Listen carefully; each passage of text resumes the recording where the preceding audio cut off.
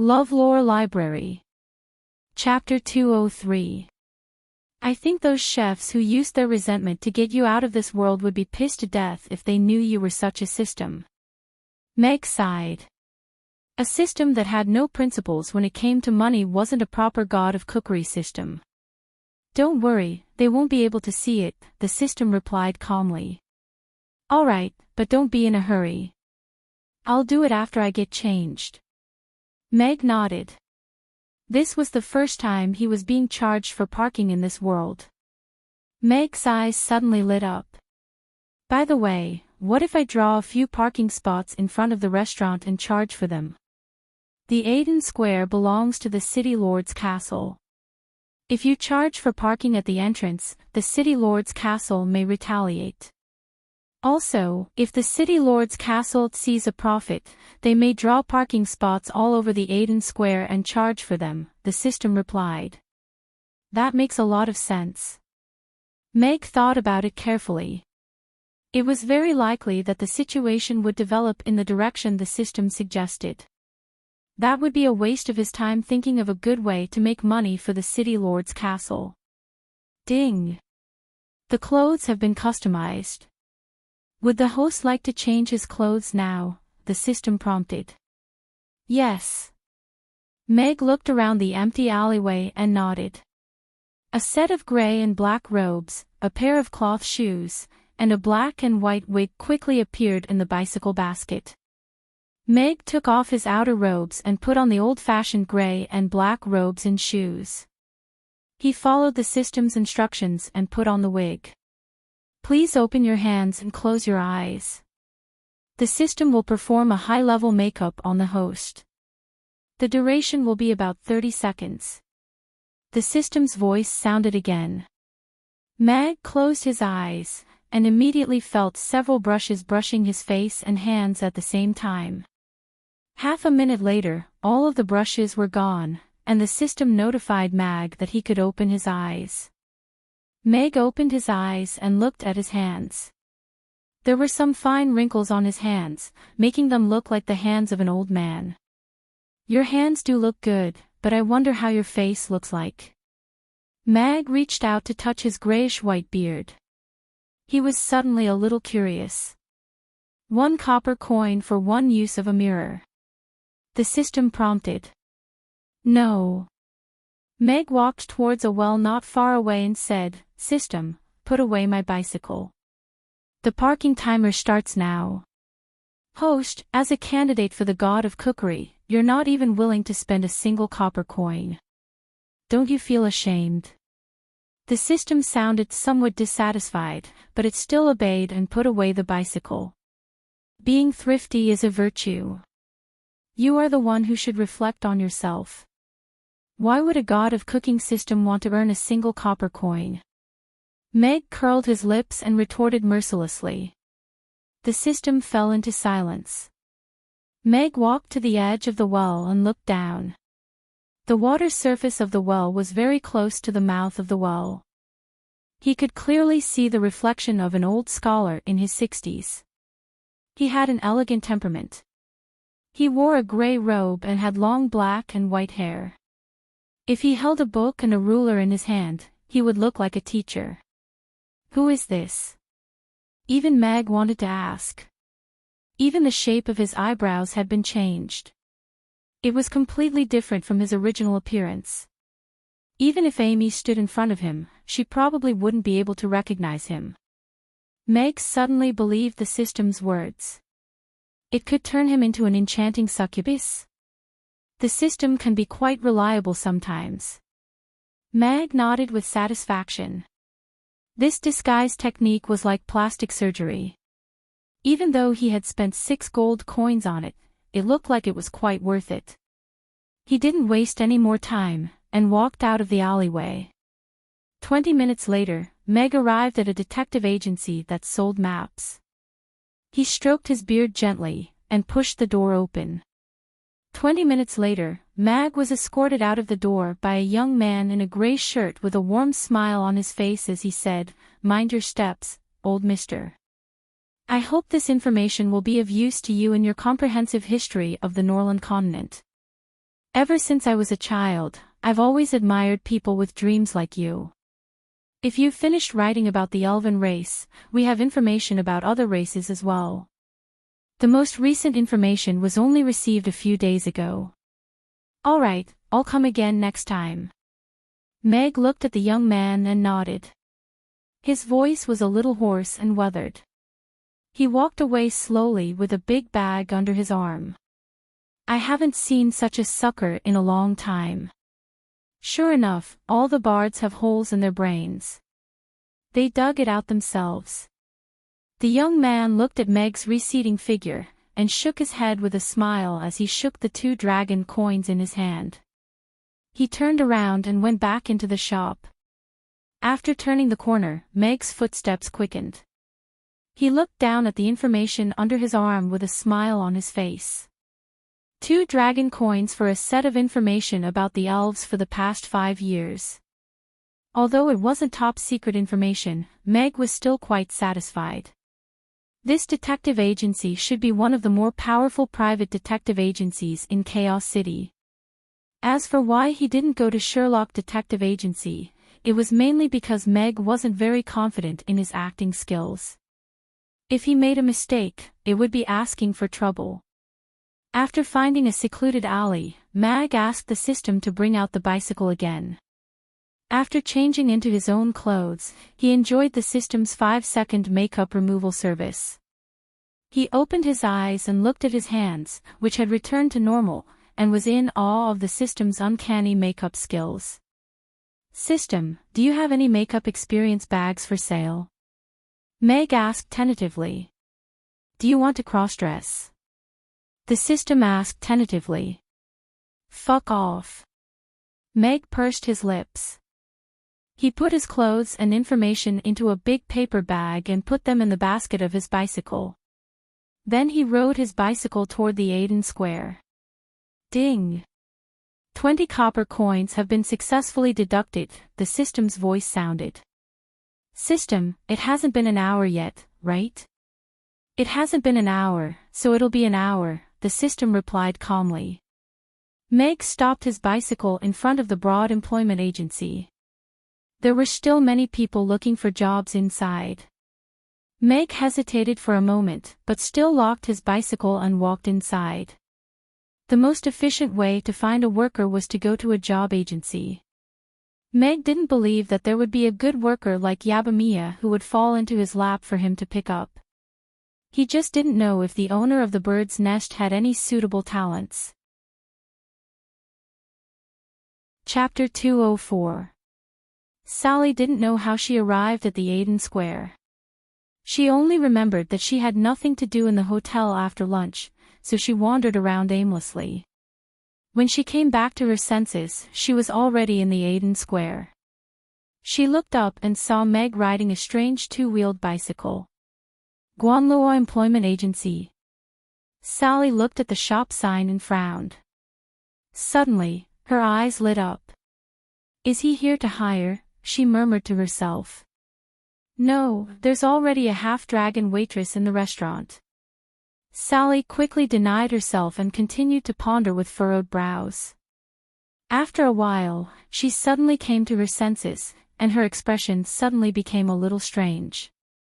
She thought to herself with confusion, why was I so happy when I heard that he might be hiring new employees? Do I really want to be a waitress in the restaurant? No. Absolutely not. I still have a dream.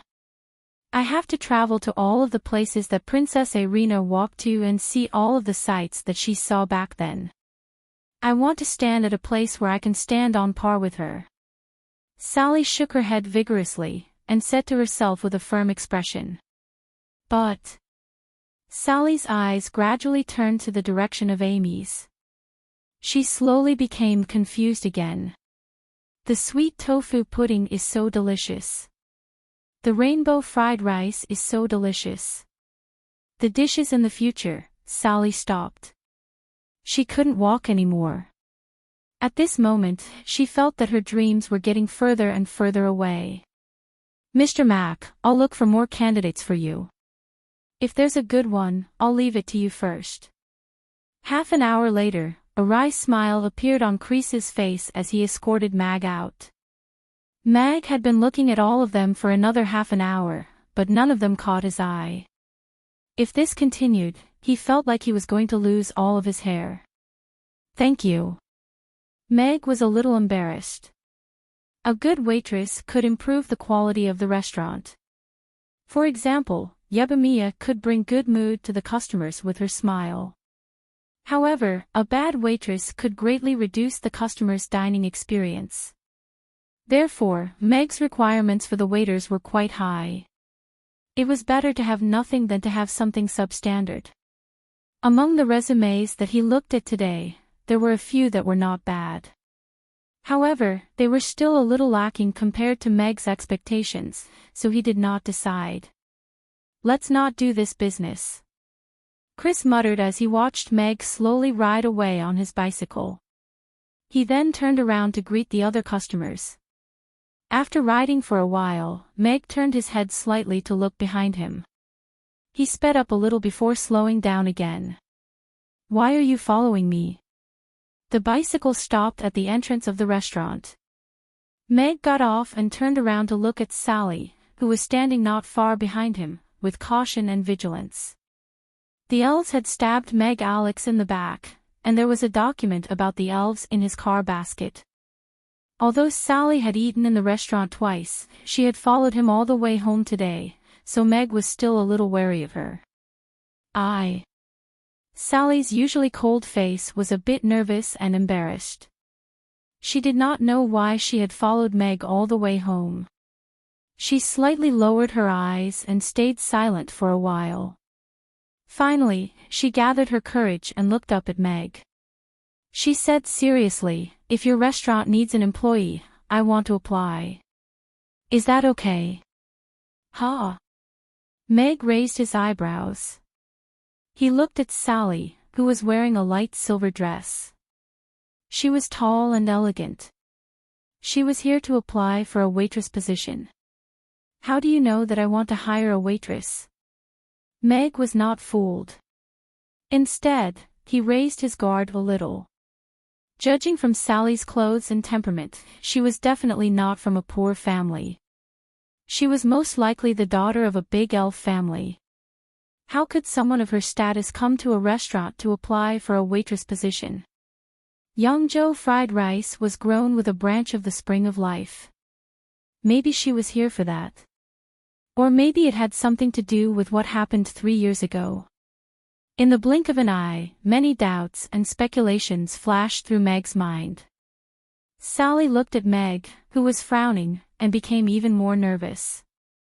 She only had 12 dragon coins left in her pocket. A plate of Yangzhou fried rice cost 6 gold coins, and a plate of tofu pudding cost 8 gold coins. If she ate them every day, she would become a pauper in a few days. She did not want to go home right now, but she still wanted to eat delicious Yangzhou fried rice and tofu pudding. The only way Sally could think of was to work hard with her own hands. "I just saw you go to the job agency.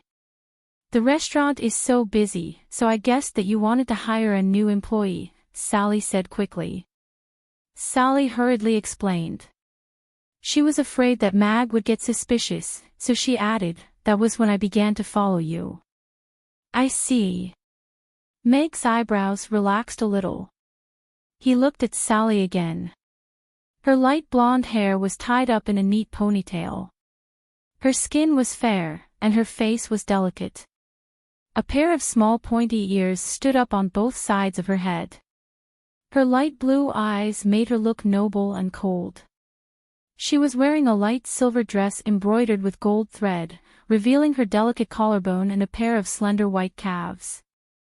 With such an appearance and temperament, she was more than qualified to be a waitress in a restaurant, and could bring pleasure to the eyes of the customers.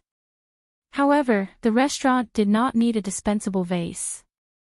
Meg planned to hire a new employee to share Yabamiya's work and improve the efficiency of the restaurant's ordering.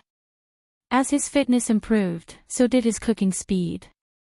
When the time came, he might be able to cook 5 or 6 pots of Yangzhou fried rice at the same time. Ability was what he valued most. If a man was looking at her like this, Sally would definitely stare back at him. If she was still being stared at, she would not mind letting him have a taste of her bow and arrow. But now, Meg was looking at her. There was no lust in his eyes. It was more like he was examining her. Sally hesitated for a while, then looked up at Meg and said, "I don't need a salary. As long as I can have one serving of tofu pudding every day." One serving of tofu pudding. Meg raised his eyebrows. This girl is so easy to satisfy. Looking at Sally's expectant eyes, Meg seemed to understand why she wanted to be a waitress. Chapter 205. Really? Sally's face lit up, but the only response she got was the sound of the restaurant's bell ringing as the door closed. Sally's mouth fell open as she looked at the closed door. For some reason, she felt a little ridiculous. With her status and looks, she had never been ignored by a man like this before. However, when she thought about the delicious food Meg made and the calm expression on his face when he turned down the two magic casters' request for another helping of tofu pudding, she felt that it was reasonable. If a genius was the same as an ordinary person, then he wouldn't be a genius. Meg didn't think too much about it. No matter what Sally's status was, since she was here to apply for a job, he would treat her the same. "Boss, do you need my help?" Yabamiya, who was wiping the floor, saw Meg walk in with the bicycle, and hurriedly put the dry mop aside. "No need, you can continue. There's someone outside who wants to apply for a job." Meg shook his head with a smile. After his body recovered, it was a piece of cake for him to pick up a carbon fiber bicycle. Applying for a job. Yabamiya was a little surprised. He didn't expect someone to come so soon. He wondered who he would be working with in the future. Sally lowered her head and tidied her long dress. She looked at the wooden door and took a deep breath. She reached for the doorknob and gently pushed it. The bell hanging on the door tinkled lightly. Yabamiya turned around and looked at the door. Even though there was a bit of backlight, he still saw Sally standing at the door, and his mouth fell open involuntarily. Sally was wearing a light silver dress, and her body seemed to be covered in a layer of hazy and dazzling light. Her small pointy ears seemed to be transparent under the light, and her beautiful face and light blue eyes were so elegant and noble. She was like a goddess who had descended from the heavens. This kind of innate temperament made Yabamiya feel a little ashamed and a little envious. Sally was also looking at Yabamiya. Her facial features were delicate and adorable, and there was a pair of cute little dragon horns on her head.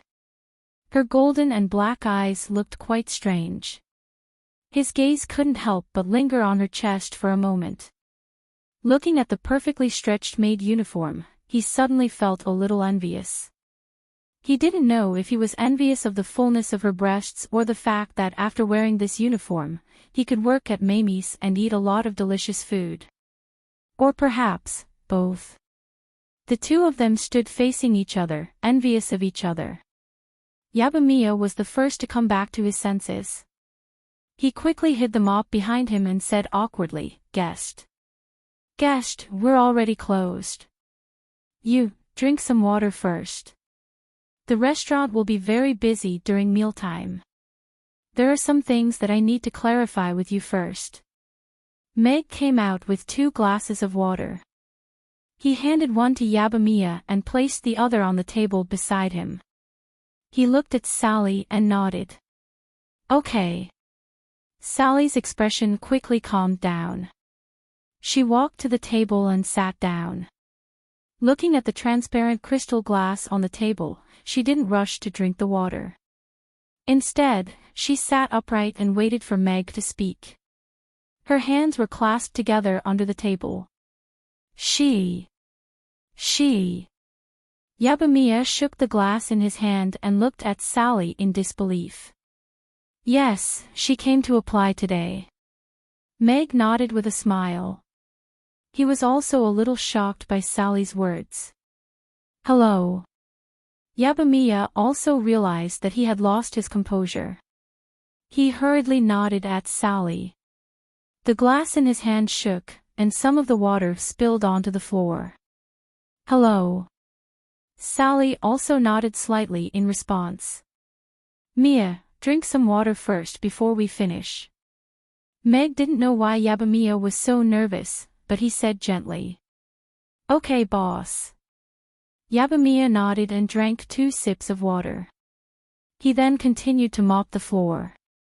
The restaurant is getting busier and busier. Mia can't handle it alone, so I want to hire another waiter to share some of her work. Meg pulled out a chair and sat across from Sally. He looked into her eyes and continued, a waiter's job includes receiving orders, serving dishes, cleaning the table, collecting money, and cleaning the restaurant after the customers leave. How many jobs do you think you can do? I want a capable employee, not a pretty vase. Sally listened to Meg's words. The surprise on her face became more and more obvious. She couldn't help but point at Yabamiya and ask, before this, did she do all these things alone? Yes. Meg nodded. After saying that, he also felt that he was a little like a capitalist who exploited his employees, so he added, Mia is a good employee. Indeed. Sally nodded in agreement. She had to take orders and serve dishes for so many customers and clean the table in the process. She couldn't make any mistakes in the order of each customer's order and dishes. This was an amazing talent. At least, she didn't think she could do it. Yabamiya, who was mopping the floor, smiled and moved faster. Meg looked at Sally quietly, waiting for her to give her opinion. She's better than anyone at taking orders and serving dishes. Sally looked at Yabamiya with a hint of admiration in her eyes. She then turned to Mag and sincerely said, I think I could try to collect money and clean the tables, and I can do all of the cleaning in the restaurant. How's your math? Meg asked curiously. I can remember all the multiplication tables, Sally answered confidently. Good. Let's move on to the next one. Meg stood up and walked to the kitchen. After a while, he came out with a stack of plates and bowls. There were 1 to 4 bowls and plates on each table. Some of them even had bags of Rugiamo. The first table on the far left of the door will be counted as the first table. Arrange them vertically, from 1 to 16. Later, I will randomly pick a few tables as a test. You have to quickly complete the bill according to the plates on the table and clean the table at the same time. Can you do that? Meg put the last plate on the table and looked at Sally, who had also stood up. I'll try my best. Sally nodded. She tried to look calm, but she couldn't hide the nervousness in her eyes. Yabamiya stood by the door with the mop in her hand. She looked at Meg in surprise. She had passed a similar test to become a waitress in the restaurant. She had thought that with Sally's appearance and temperament, Meg would hire her directly. She didn't expect that the test still depended on ability. Chapter 206. Good luck. Yabamiya said silently, clenching her fists. Sally quickly picked up the tray and walked to table 3. Looking at the bowls, plates, and 2 bags on the table, she thought for about 30 seconds and said, 4 bowls of Yangzhou fried rice, 3 tofu puddings, and 2 rugiamos. That's 36 gold coins in total. After that, she started to clean up the table. Plates, bowls, and bags were piled up randomly on the tray, and then she quickly walked to the next table. That won't do. Yabamiya looked at the plates and bowls on Sally's tray anxiously. Meg didn't say anything. He also looked at the plates in Sally's hands. No matter what you do, the foundation is very important. Cleaning up the table is just a small thing, and you should follow the same principle. On the second table, Yabamiya called out the amount she was supposed to charge within 30 seconds. The bowls and plates were stacked even higher, but she had a good sense of balance. Even after 2 layers of bowls and plates were stacked, they still didn't fall. It took Sally less than 3 minutes to go through 3 tables in a row.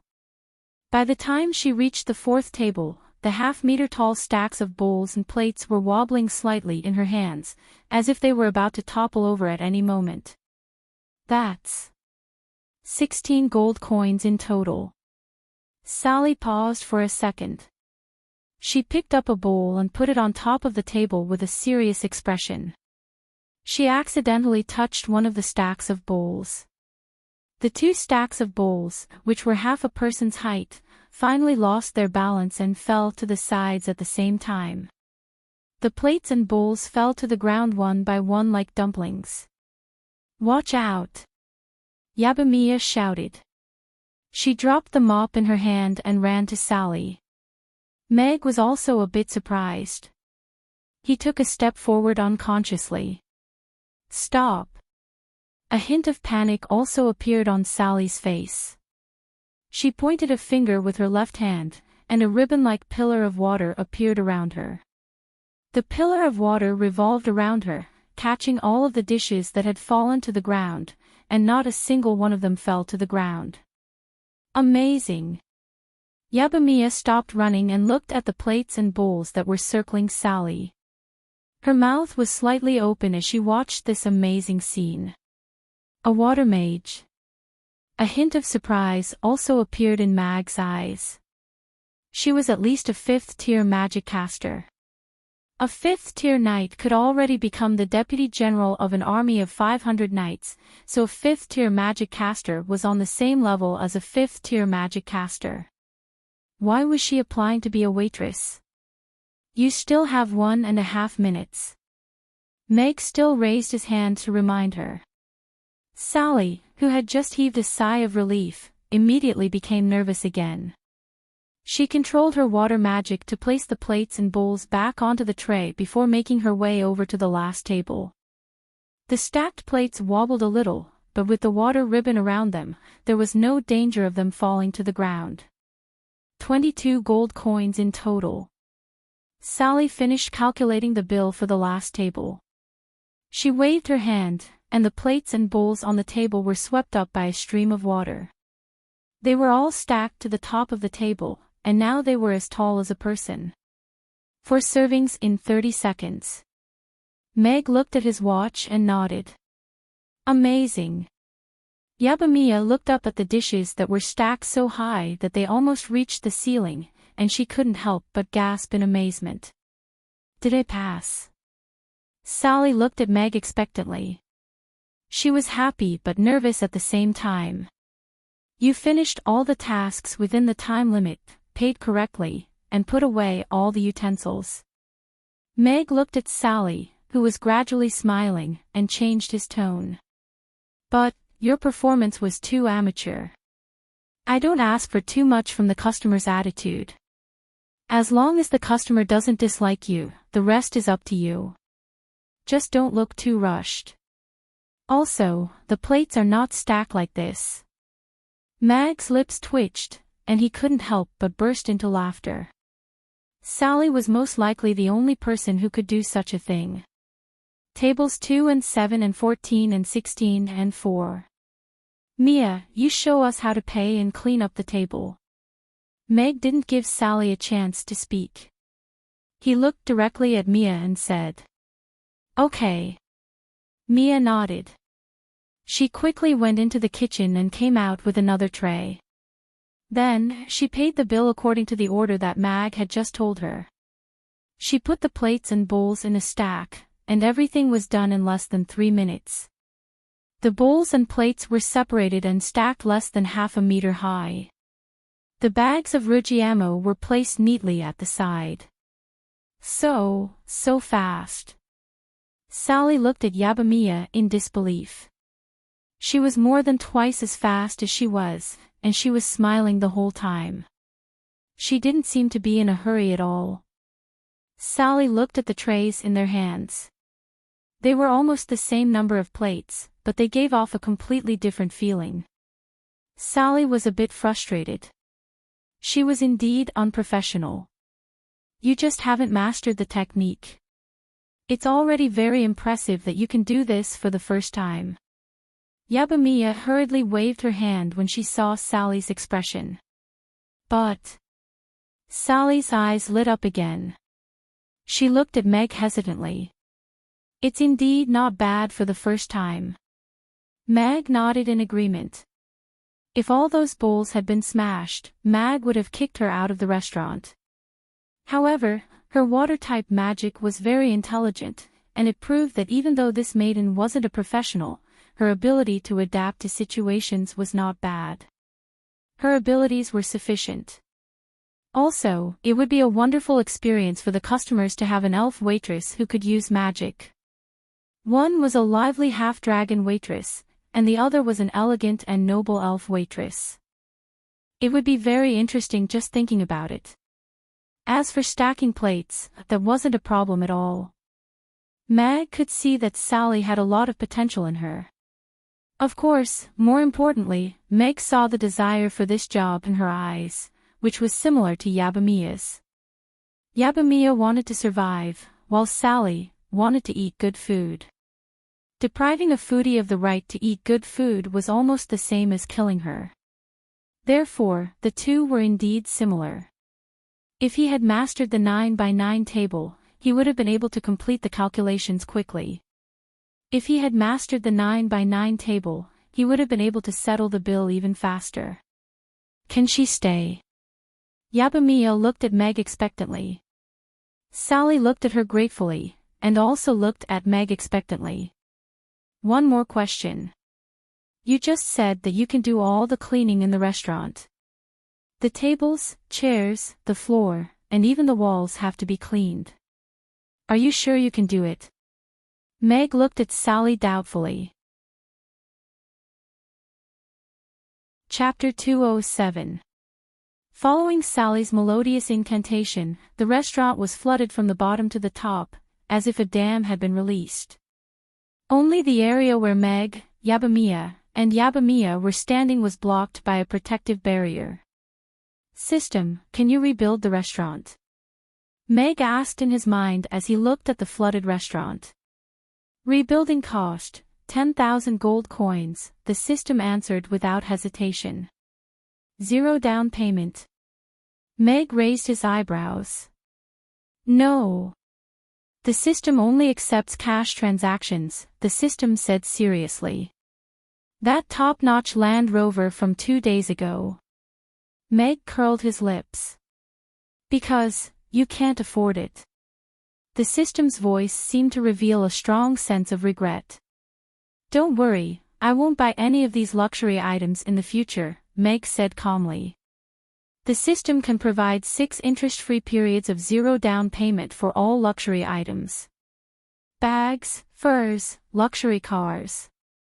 The system's voice suddenly sounded a little anxious. A luxury car works too. Meg's eyes lit up. Luxury car interior decoration, the system corrected itself. I don't even have a second-hand Alto. No, get out. Meg rolled his eyes as he looked at the restaurant that had become an underwater world in the blink of an eye. Indeed, he couldn't praise the restaurant. That praise had given him the ability to summon wind and rain. Once the flood receded, the restaurant would have to close for repairs. The restaurant won't be gone, right? Yabamiya looked around nervously and thought to himself. Whoosh! The flood came and went quickly. It didn't rush out of the restaurant, but rather, it seemed to have opened a hole in space and sucked away all the water that filled the restaurant. Everything returned to normal. Nothing in the restaurant had moved, but it was as if there was a layer of light on the surface. Meg and Yabamiya looked at the newly renovated restaurant and couldn't help but gulp. The tables and chairs were glowing under the light, and even the air seemed to be fresher and a little moist. This is amazing. Yabamiya looked at the restaurant in amazement and touched the table lightly. And it's so dry. There's no moisture at all. Meg walked to the wall and looked at the mural carefully. It wasn't damaged at all. He reached out and touched it. There was no moisture at all. It was hard to imagine that just a second ago, the entire restaurant was submerged in the flood, and in the blink of an eye, there wasn't a single trace of moisture on the surface. Everything looked brand new. There was no more thorough cleaning than this. Even the corners of the tables were cleaned. Could it be that there's a spell more suitable for cleaning than this? Meg raised an eyebrow as he looked at Sally as if she were a precious treasure. Hygiene and safety were the foundation of a restaurant. Sally lowered her hand and explained in a soft voice, "The water will only take away the dust and dirt on the surface, but it won't corrode the items themselves. Furthermore, it will also take away excess moisture, so the tables and chairs will be able to maintain the optimum moisture ratio, so..." Meg and Yabamiya were a little uneasy, as if her water-type magic had frightened them a little. "You can come to work tonight. Your salary and benefits are the same as Mia's. 4,000 copper coins a month and 1,200 copper coins a day. You can order whatever you want." Meg interjected before Sally had a chance to finish her sentence. She nodded with satisfaction, and it seemed that he had found another treasure today. "Really?" Sally's eyes lit up. She looked at Meg in surprise. Her cold face couldn't hide the joy. She only made 600 copper coins a month working in the hotel, but Meg was offering her 4,000 copper coins a month. More importantly, 1,200 copper coins a day. That was 2 plates of Yangzhou fried rice or 6 plates of tofu pudding.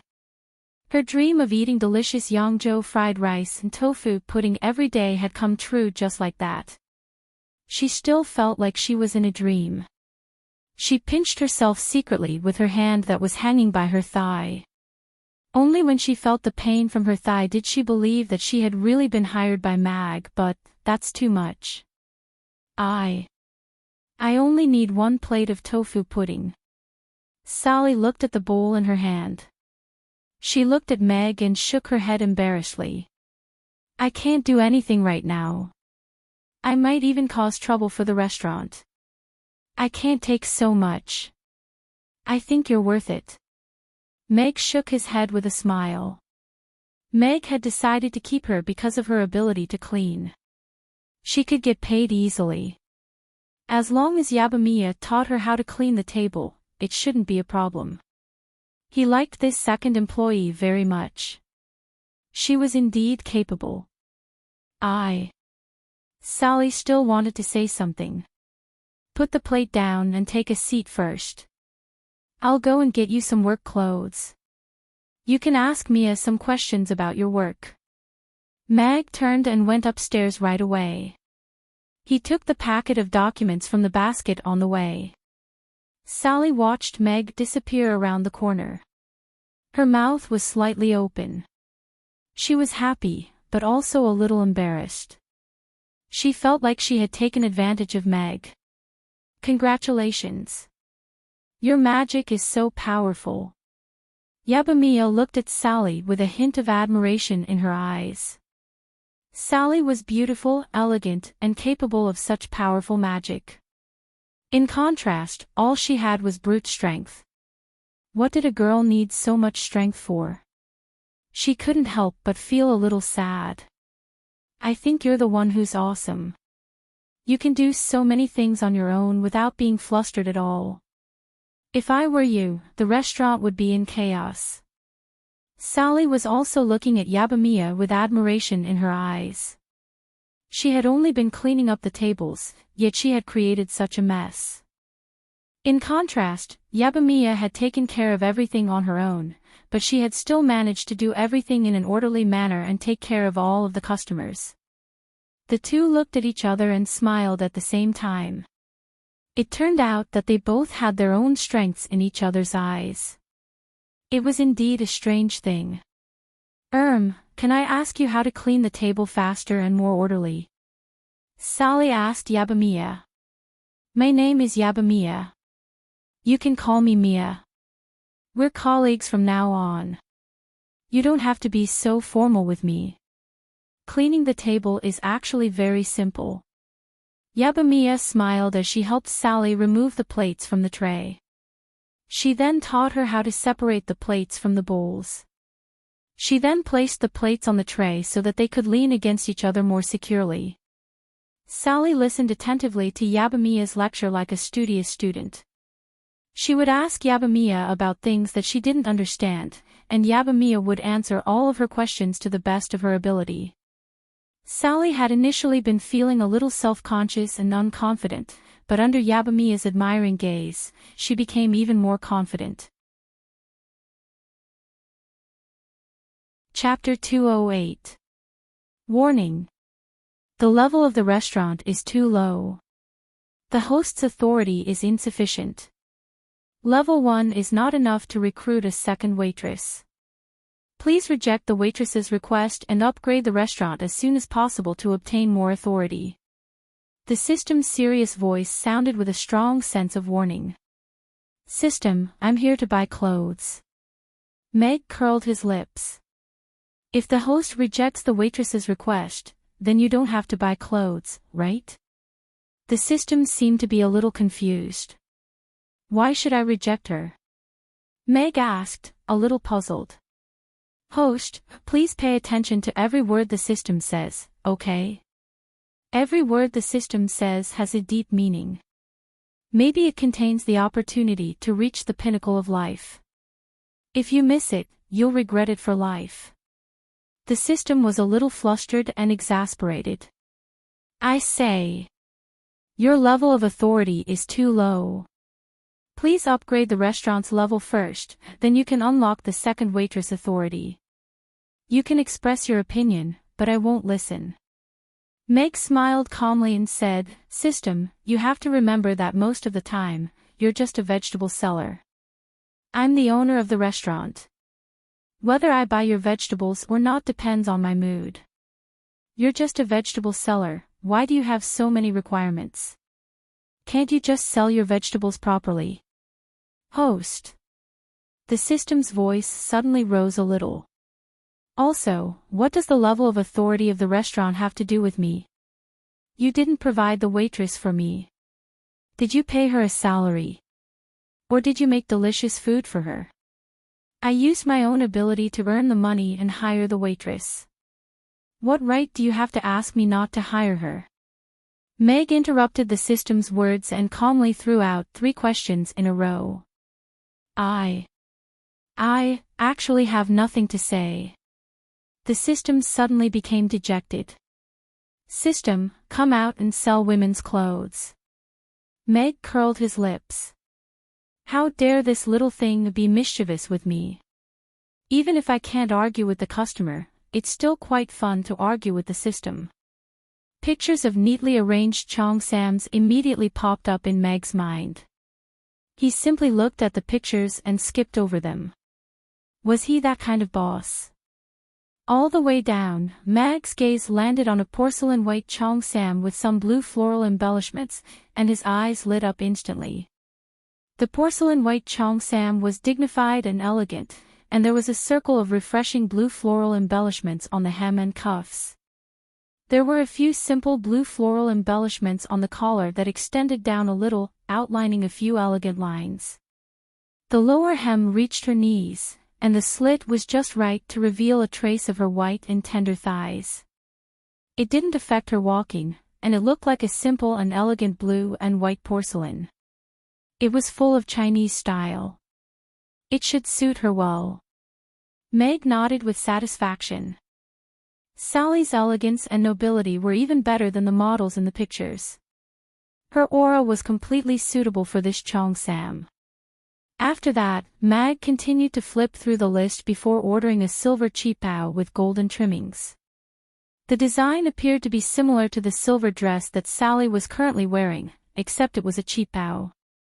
In that case, if Sally didn't like the white qipao, this one shouldn't be too much of a problem. As for the shoes, Meg ordered 2 pairs of black leather shoes with short heels. Looking at the pictures, this should be a good match for the Cheongsam. As for the black stockings, Meg hesitated and chose to give up. This is not good, right? Of course, the main reason was that he did not have enough budget. He had just spent 10,000 gold coins in the morning, and spent another sum on the materials in the afternoon.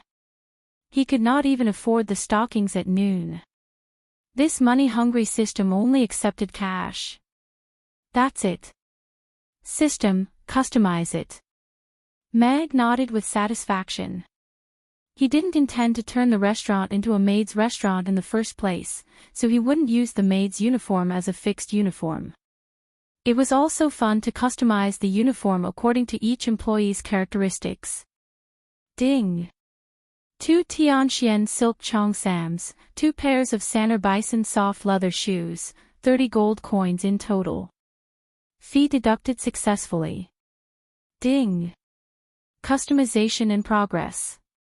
The goods will be delivered in 5 minutes. Please confirm the receiving location. Just on the bed. Meg said casually. He walked to the table and sat down. He opened the package on the table, but before he started, a small yellow envelope fell out and landed on the ground. Meg bent down and picked it up. It was a palm-sized yellow craft paper envelope. The seal was sealed with a piece of yellow mud, probably to prevent it from being opened. Top secret. Meg flipped the envelope over, and saw the 2 words written in red on it. He frowned. He looked at the bag full of documents on the table, and then at the unopened envelope in his hand. His eyes lit up instantly. Could it be that that person was in a hurry to pack it up for me, and accidentally threw a top-secret letter into the bag as well? Let's see what kind of top-secret letter it is. Meg's interest was piqued. He picked up the envelope and knocked it on the table. The yellow mud on the envelope was broken, and he dumped it into the trash can. Then, he slowly cut open the envelope with a metal ruler. There was only 1 piece of paper in the envelope. Meg took it out, put the envelope aside, and began to read it carefully. The letter was written in the common language of the continent. The handwriting was a little messy. It seemed that the person who wrote the letter was in a hurry to send it out. According to reliable sources, the eldest daughter of the Brewster family, Sally Brewster, ran away from home more than 30 days ago. Her whereabouts are still unknown. She should be heading south. She might be in Chaos City now. The great elder of the elves, Lady Helena, proposed to the queen about 20 days ago that Sally Brewster should be the new elven princess. The Council of Elders is 80% in favor of this proposal. Meg looked at the information in his hand. His eyes were getting bigger and bigger, and his expression became more and more strange.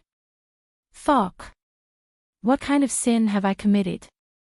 Do I have a grudge against the elves?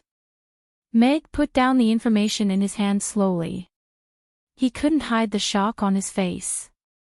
There wasn't much information on the paper, but based on the current situation, it was obvious that Sally was the eldest daughter who ran away from home. She was a future elven princess. The elven princess Irina gave birth to Amy for him. Now, the future elven princess Sally was a waitress in his restaurant. Meg fell into deep thought. How did the elves offend him in his previous life? Why was it that she couldn't get over this hurdle? According to the secret letter, the Brewster family and the elven royal family were both sending people to look for Sally. The search had covered almost the entire continent. It was highly confidential.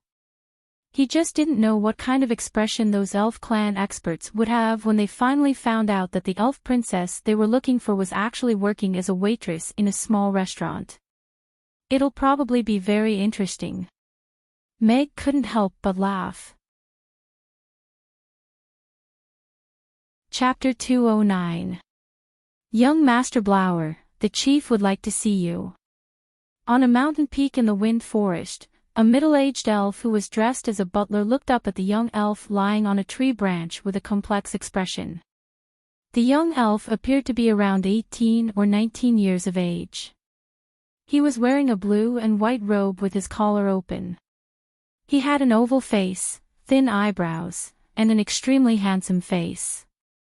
In particular, his almond-shaped eyes seemed to be even more alluring than those of ordinary women. If a man's appearance could be described as beautiful, then this was the perfect description for him. He was extremely beautiful. He was leaning lazily against a tree branch with one hand supporting his head. His legs were very long, and his body was very well proportioned and fit, as if he were weightless. Hearing the voice, he slowly opened his eyes after a while. His faint golden eyes didn't show the slightest bit of annoyance at being disturbed. He lowered his head to look at the butler, and asked in a somewhat lazy manner, "Butler Mulder, does father want something?" "Master didn't say anything. He only wants you to go and see him. He received a letter from Chaos City today." Maud shook his head in response. Chaos City. A hint of light suddenly flashed through Blower's lazy eyes, but it quickly faded. He leaped down from the treetop and strode forward as he said, "I won't wait for you, Butler Maud. It would be bad if all of the young women who have been seduced by me turned their attention to you." Maud shook his head in a resigned manner as he looked at Blower's departing figure. However, thinking back to what had happened in the past, he couldn't help but slow down a little. All of those infatuated elven maidens weren't interested in an old man like him. Instead, they were all asking him where they could meet young Master Blower again. Thank God I went to buy the information in disguise. Otherwise, I would be in deep trouble. Meg tore the secret letter and the envelope into pieces slowly, and flushed them down the toilet in the washroom. There wasn't much information about Irina in the information. After all, it was a package, so Meg didn't have much expectations. That secret letter was already a pleasant surprise, and it was worth the price of 2 dragon coins. After all, it was sealed in the elf race. However, now that Sally had become a new employee of the restaurant, it shouldn't be too difficult to get some information about the elven race from her. This girl seemed like she could be settled with 1 helping of tofu pudding. If that wasn't enough, he would make 2. Ding! The goods have been delivered, please sign for it. The system's voice sounded. Meg turned around and looked at the 4 brown paper bags on the bed. He walked over and looked at the bags. The color was not bad, not much different from the pictures. Or rather, it was better than the pictures. Heavenly profound silk. Meg reached out and touched the material of the cheongsam. The system seemed to have mentioned it before. The profound sky silk is a special kind of silk from the profound sky island. There is a kind of extremely tough profound sky grass there. The profound sky silkworms eat this kind of profound sky grass to grow up. The silk they spit out is smooth and elastic. Moreover, it is very tough and does not wear out easily. Bison from Sunall Island have many natural enemies. They live in an extremely harsh environment, and their bodies are much stronger than ordinary bison. Their meat is too stiff and sour to be eaten. However, the leather is of the highest quality. The shoes made from it are soft and durable, and it doesn't stink. It's the best choice for traveling. The system's voice sounded. It's quite comfortable to touch. Meg nodded. It was slightly cool to the touch, and the texture was smoother than ordinary silk. It was soft with a bit of toughness, and it could perfectly support the shape of the cheongsam. He wasn't sure how it would look, but the system had customized the clothes and shoes according to Sally's figure, so he didn't have to worry about it. Meg carried the bags downstairs. The conversation between Yabamiya and Sally had already stopped. They were sitting opposite each other awkwardly. There was a big difference between their values. Neither of them was good at chatting. After talking about the restaurant's work, they didn't know how to start a new topic to continue the conversation. Hearing the footsteps coming downstairs, the two stood up at the same time and looked behind the counter with expectation. Is this the same as Mia's? Sally had a good taste. The black and white dress looked pretty. Although it didn't match her, she would still be happy to wear it if it was a work uniform. Meg handed the paper bag in his hand to Sally with a smile, and said, "Here's your uniform and shoes. You'll officially start work at 7 a.m. tomorrow. If you have other things to take care of, you can come back after you've settled them." His attitude had softened significantly. This guy and his nominal wife, whom he had never met, were both heirs to the throne of the Elf Queen. Of course, he had always been kind to the employees in his restaurant. "Thank you." Sally took the bags. It was rare to see someone put clothes in such a delicate paper bag. Did Meg do it himself? Furthermore, Meg had taken the clothes from upstairs, so wouldn't the size be a little inappropriate? If it didn't fit or was too big, wouldn't it be too weird to wear it? Could it be that Meg had also made these clothes himself? Many thoughts flashed through Sally's mind. She took the bags and looked down, and her eyes lit up. One was porcelain white and blue, and the other was light silver and gold. They were all her favorite colors, but they were stacked in the box. She couldn't tell what style they were, but the color and the smooth material made her feel comfortable wearing them at first glance. "It looks different from mine. You'll look good in it." Yabamiya also saw a corner of the clothes in the box and said with a smile, "Okay." A smile also appeared on Sally's face. For the first time, she was looking forward to seeing a piece of clothing. She wanted to know what kind of clothing Meg was going to use for Yabamiya's work uniform, as he was able to design such a unique piece of clothing. "How should we address you?" Meg asked while looking at Sally with a smile. Since Sally was being hunted, it would be too conspicuous to use her original name. After all, the restaurant would only get more and more customers, and there would be more and more elven customers. It wouldn't be good if the news got out in a few days. Chapter 210. Aisha. Yabamiya murmured before nodding. "That's a nice name." "Thank you." Sally nodded. "All right, we'll call you Aisha, and I'm Meg. You can call me boss like Mia does." Meg nodded. It seemed that Sally was also aware of her situation.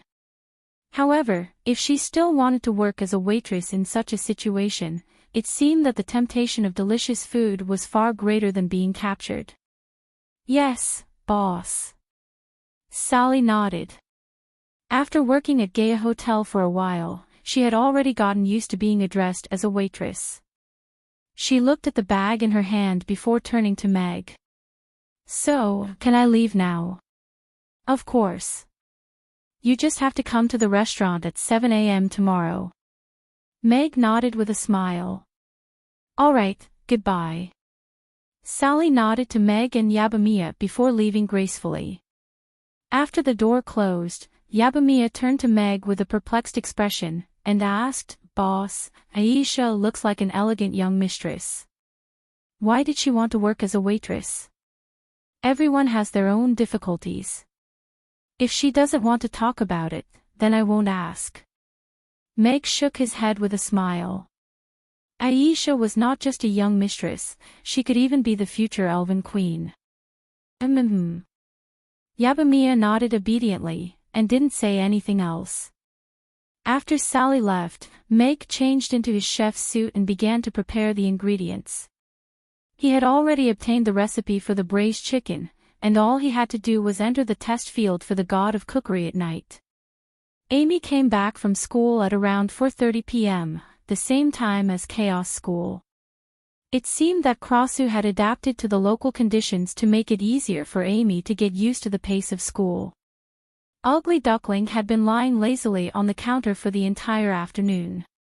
When it heard Amy's voice, it slid down the counter and bounced toward the door.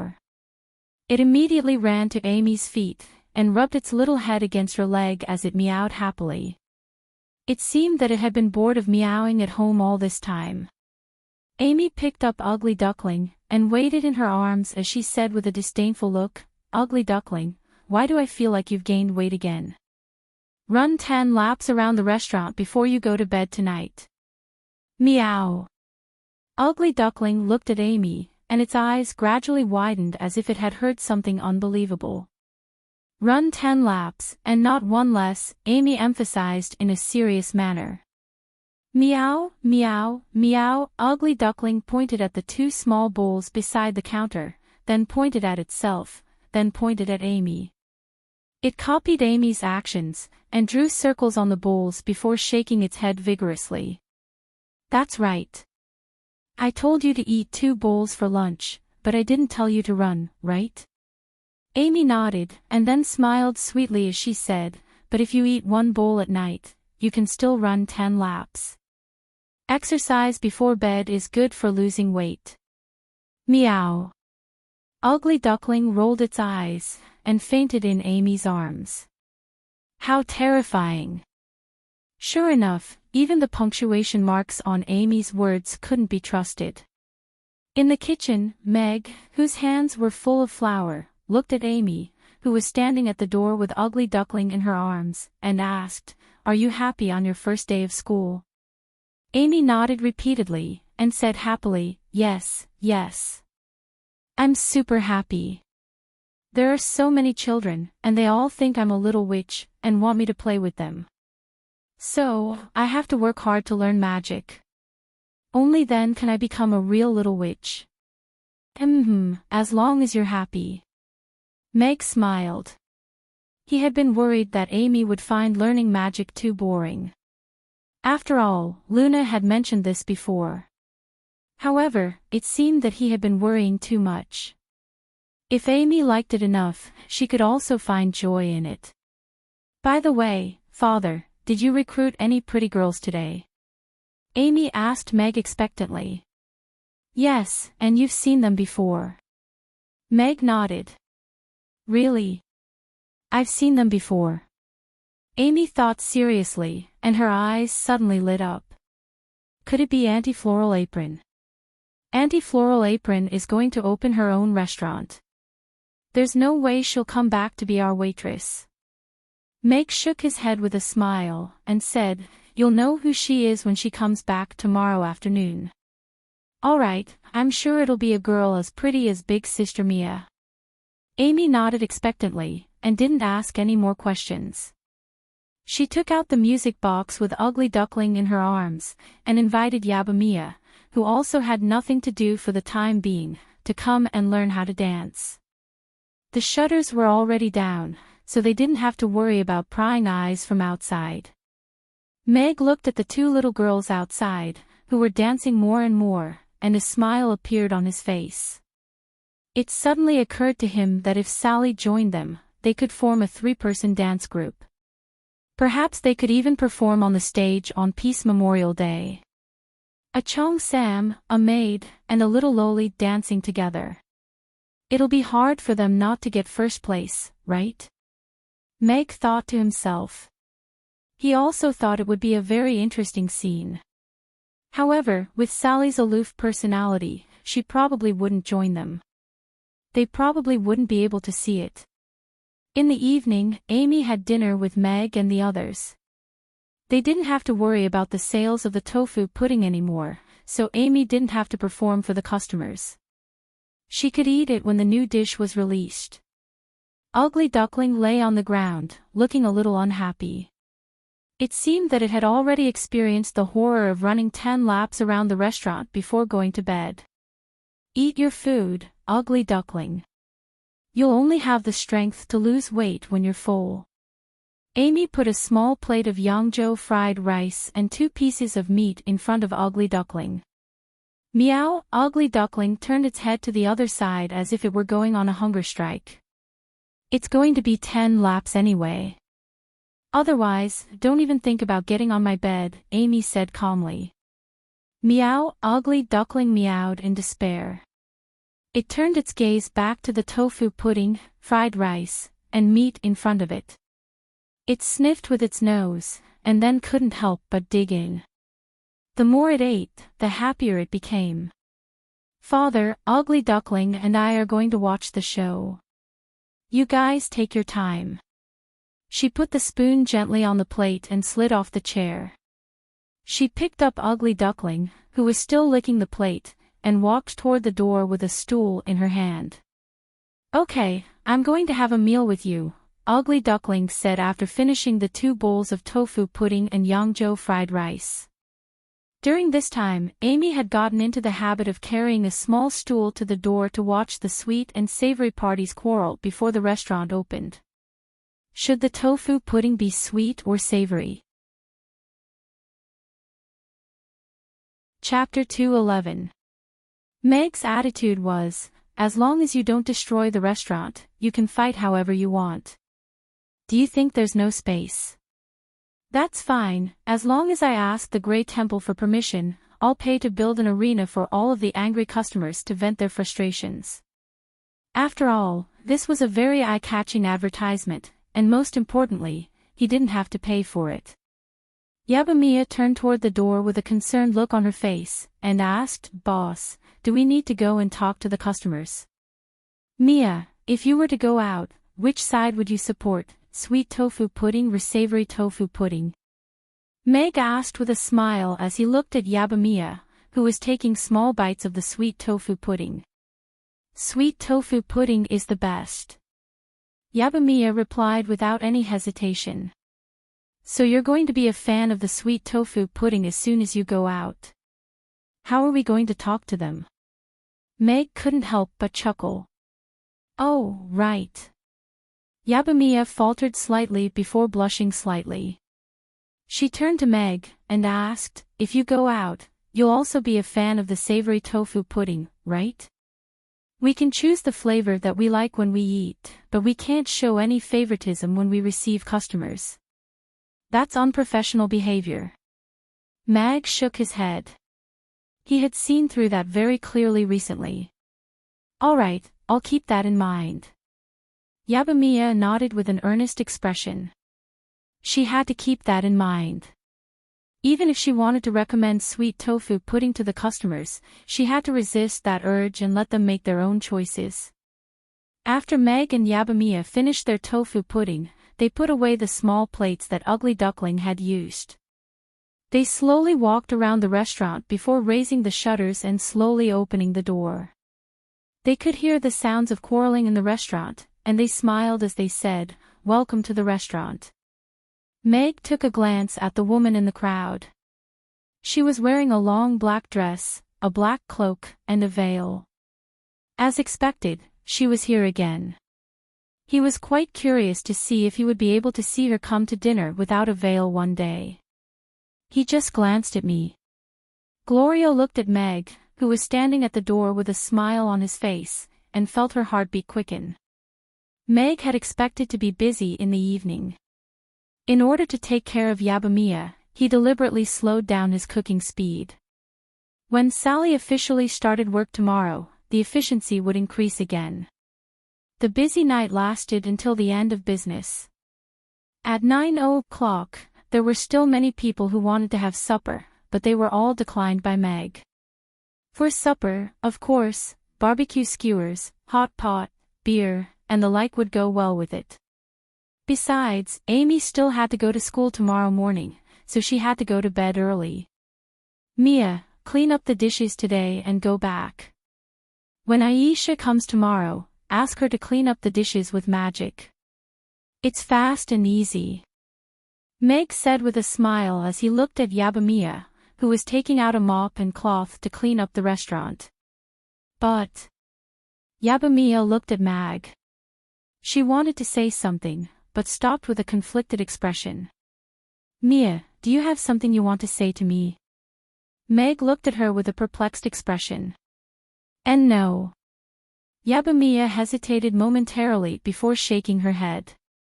All right, then I'll leave you to your work. I'll take Amy and Ugly Duckling upstairs to sleep.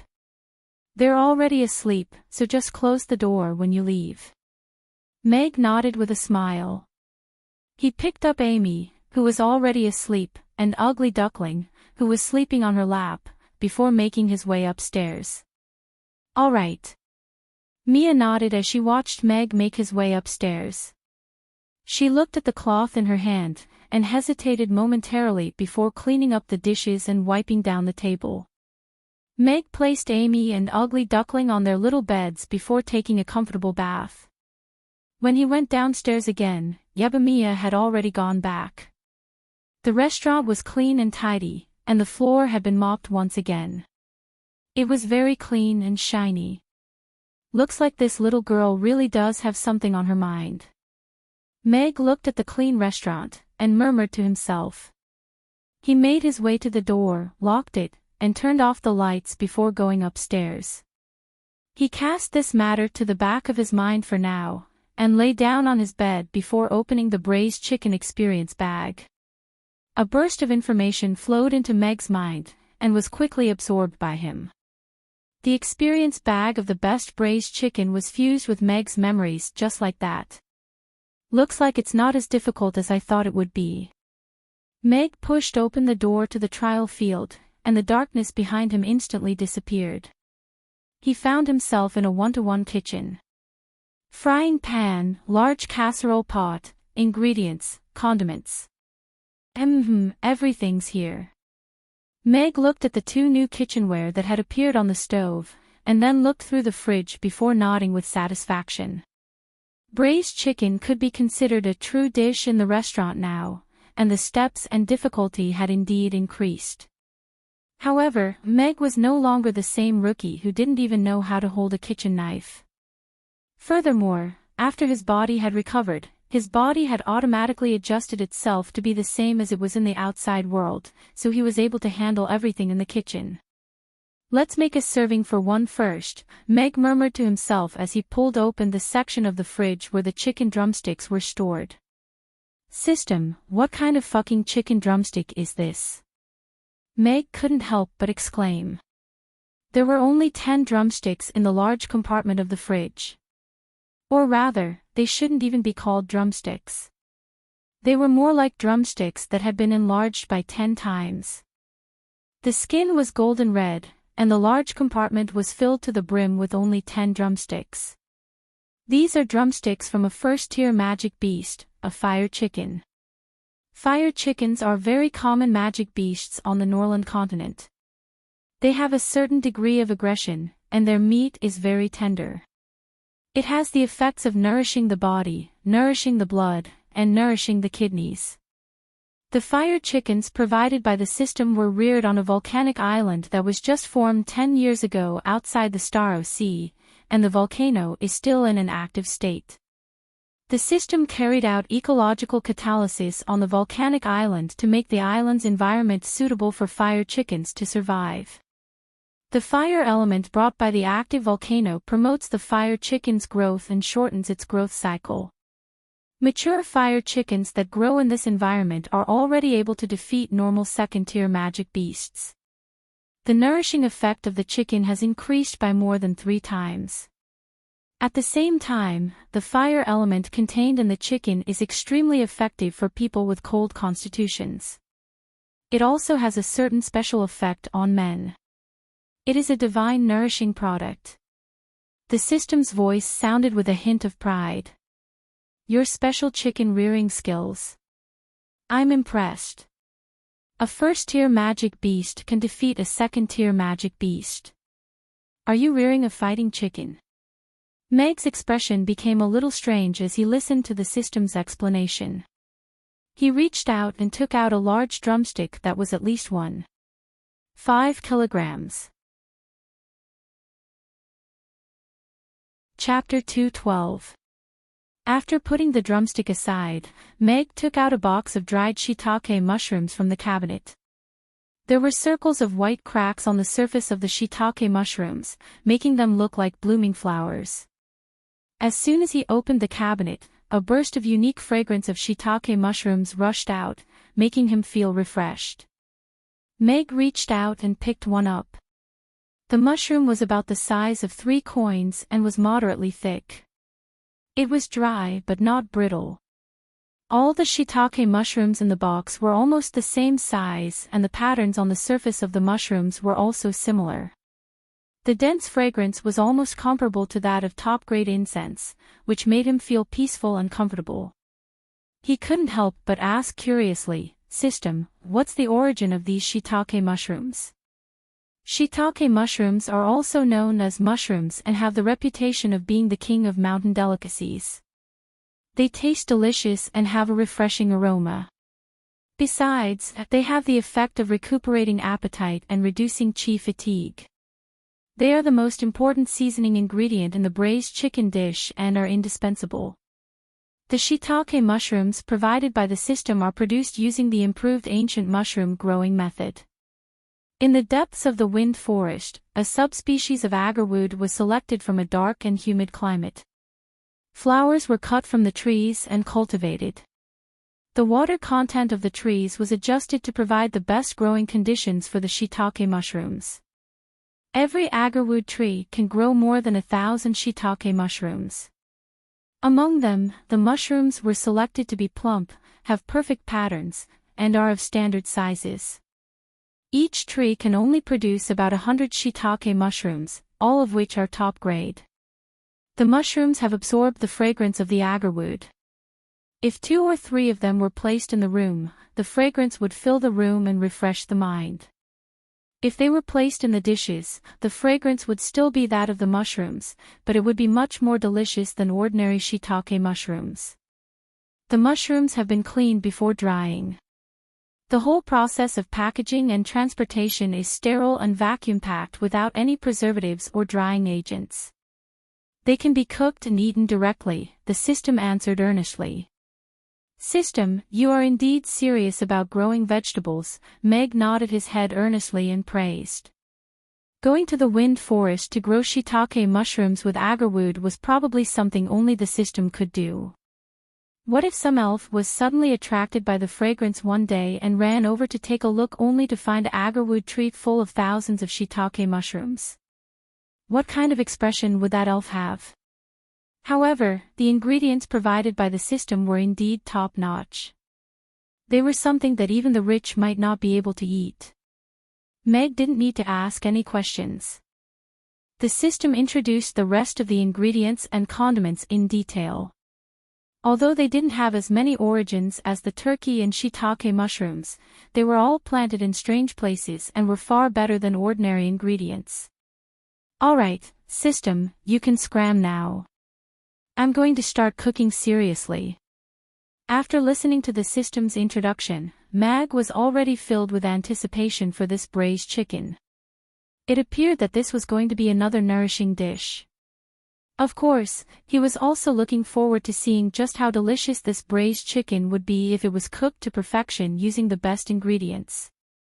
1 large drumstick, 20 dried mushrooms, 3 large potatoes, 3 lettuce shoots, and 4 green peppers. Beside them were star anise, bay leaf, pepper, dried chili, ginger, and other spices. As for the condiments, salt, sugar, soy sauce, light soy sauce, and cooking wine were all prepared. System, you added a knife for me.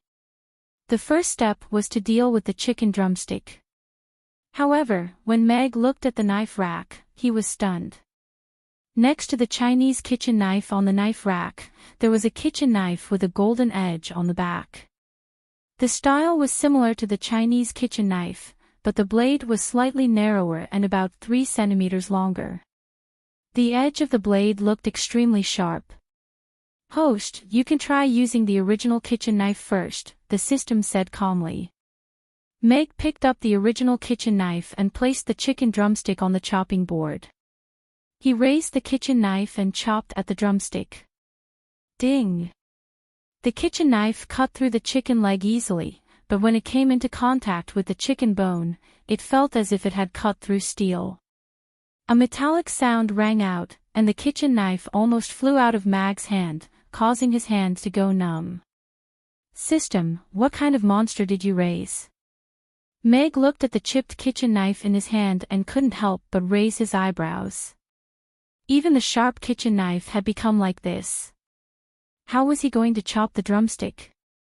As a level 1 magic beast, the hardness of the bones of a fiery chicken is naturally not comparable to that of an ordinary chicken. Knights spend a lot of money to buy weapons, not to be more beautiful. If you don't have a good weapon, you won't even be able to chop the drumstick. In the past, Meg Alex was able to slay a dragon with a sword. While he was powerful, the dragon-slaying sword also played a decisive role. As a candidate for the god of cookery, how can you not have a good knife? This golden edge kitchen knife is forged from the best tungsten steel. It is extremely sharp and hard. It can easily cut through the shells and bones of magic beasts below level 3. It is enough to deal with most of the ingredients at this stage. The reduced width of the knife reduces the bulkiness of the standard Chinese kitchen knife, and the slightly increased length. It is more suitable for the host's habits. It is a top-notch kitchen knife tailor-made for the host. Quickly pick up the golden edge kitchen knife and give it a try. Enjoy the sharpness of the knife. It is an extraordinary cooking experience. The system's cheerful voice sounded. Why do I feel that you are promoting it? Meg raised his eyebrows. He felt that the attitude of the system was a bit strange, but he still reached out and took the other kitchen knife hanging on the knife rack. The weight was about the same as the previous Chinese kitchen knife. The handle had a non-slip design, and the grip was very comfortable. Moreover, the width and length looked more comfortable. He held the drumstick with one hand, lifted the kitchen knife, and gently cut it with controlled strength. The chicken was cut open as if it was tofu. There was almost no resistance. With a slight cracking sound, the chicken thigh bone was cut open so easily. The meat of the chicken thigh was turned over, and the incision was even. There was no bone residue falling out, and traces of bone marrow were still hidden in the bone. Good knife. Meg's eyes lit up, and he couldn't help but praise. Not only was it sharp, but the sense of compatibility with him was also unparalleled. Although it was the first time he used it, it was very handy. It was really special. Every chef must have a knife that suits them. A good knife, the system made it.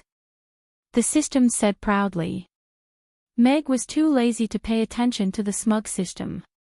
He cut the chicken into pieces of uniform size, put them in a colander to wash away the blood, drained them, and put them in a big bowl next to him. He added seasoning and put them aside to marinate for a while. This would make the chicken more flavorful. Then he soaked the dried shiitake mushrooms in warm water. The amount of water added was just right, because the shiitake water needed to be reserved for later. Chapter 213. Braised chicken and rice. This rice was also very particular and could be considered the highlight of this dish. Without a good bowl of rice, how could the taste of the braised chicken be brought out? Originally, Meg thought that the system would continue to provide rice irrigated by the water of life to cook, but he rejected it on the grounds that the production was insufficient. Instead, the system provided a type of rice called moonlight rice. It was said that the system planted a new type of rice on Moonlight Island in the Starro Sea. There were many wetlands on the island, so the production was good. Moreover, because of the unique moonstone on the island that could absorb moonlight, this type of rice was particularly fragrant and sweet, and its taste was not inferior to the rice of life at all. Meg pulled open the cabinet. The original rice cabinet had been divided into two compartments from the middle. On the left was the crystal-clear rice of life, which gave off a faint smell of the spring of life. On the right was the moonlight rice, which was a little darker in color. Meg's eyes lit up when he reached out to grab a handful of rice grains and brought it to his eyes. The rice grains were also plump and crystal clear, but there was actually a small white crescent. Therefore, the rice grains in the cabinet were darker in color than the ones in the spring of life. This appearance. System, could it be that you also have the heart of a young girl? Meg couldn't help but laugh. Growing a moon in the rice, when those girls ate it, their hearts would probably explode, right? The system didn't answer Meg's question, but in a place that he didn't notice, a line of small words silently floated in his mind. Who doesn't have the heart of a young girl? Although it didn't have the magical effect of the rice of life, this type of rice that was exploding with the heart of a young girl was still quite satisfactory to Meg. Amy would probably like it very much. The washed rice was placed in the rice cooker to cook. The marinating time of the chicken was about an hour, but this time would be skipped in the test field for the god of cookery. The shiitake mushrooms were soaked until they were just right to soften, and the water was squeezed out before cutting them into strips. Therefore, when all the ingredients were ready, Meg's expression became particularly serious as he began to cook. He turned on the medium heat and poured the oil into the frying pan. A thin layer of oil covered the bottom of the pan. When the oil was slightly warm, he added 2 spoonfuls of sugar. The color of the sugar was slightly yellow. It was made by the system fusing the 100-flower honey into the white sugar. It had the fragrance of the 100-flower honey and the sweetness of the white sugar. As for the 100-flower honey, according to the system, it came from the 100-flower valley in the wind forest. There wasn't much of it, but he was developing a new 100-flower honey breeding base, so he could still keep up with the supply. The sugar was heated in the oil and quickly melted. The air was immediately filled with the fragrance of honey flowers. The sweet smell made people salivate. Meg poured a quarter of the sliced chicken drumstick into the pot before using a wooden spoon to stir-fry the chicken in the pot.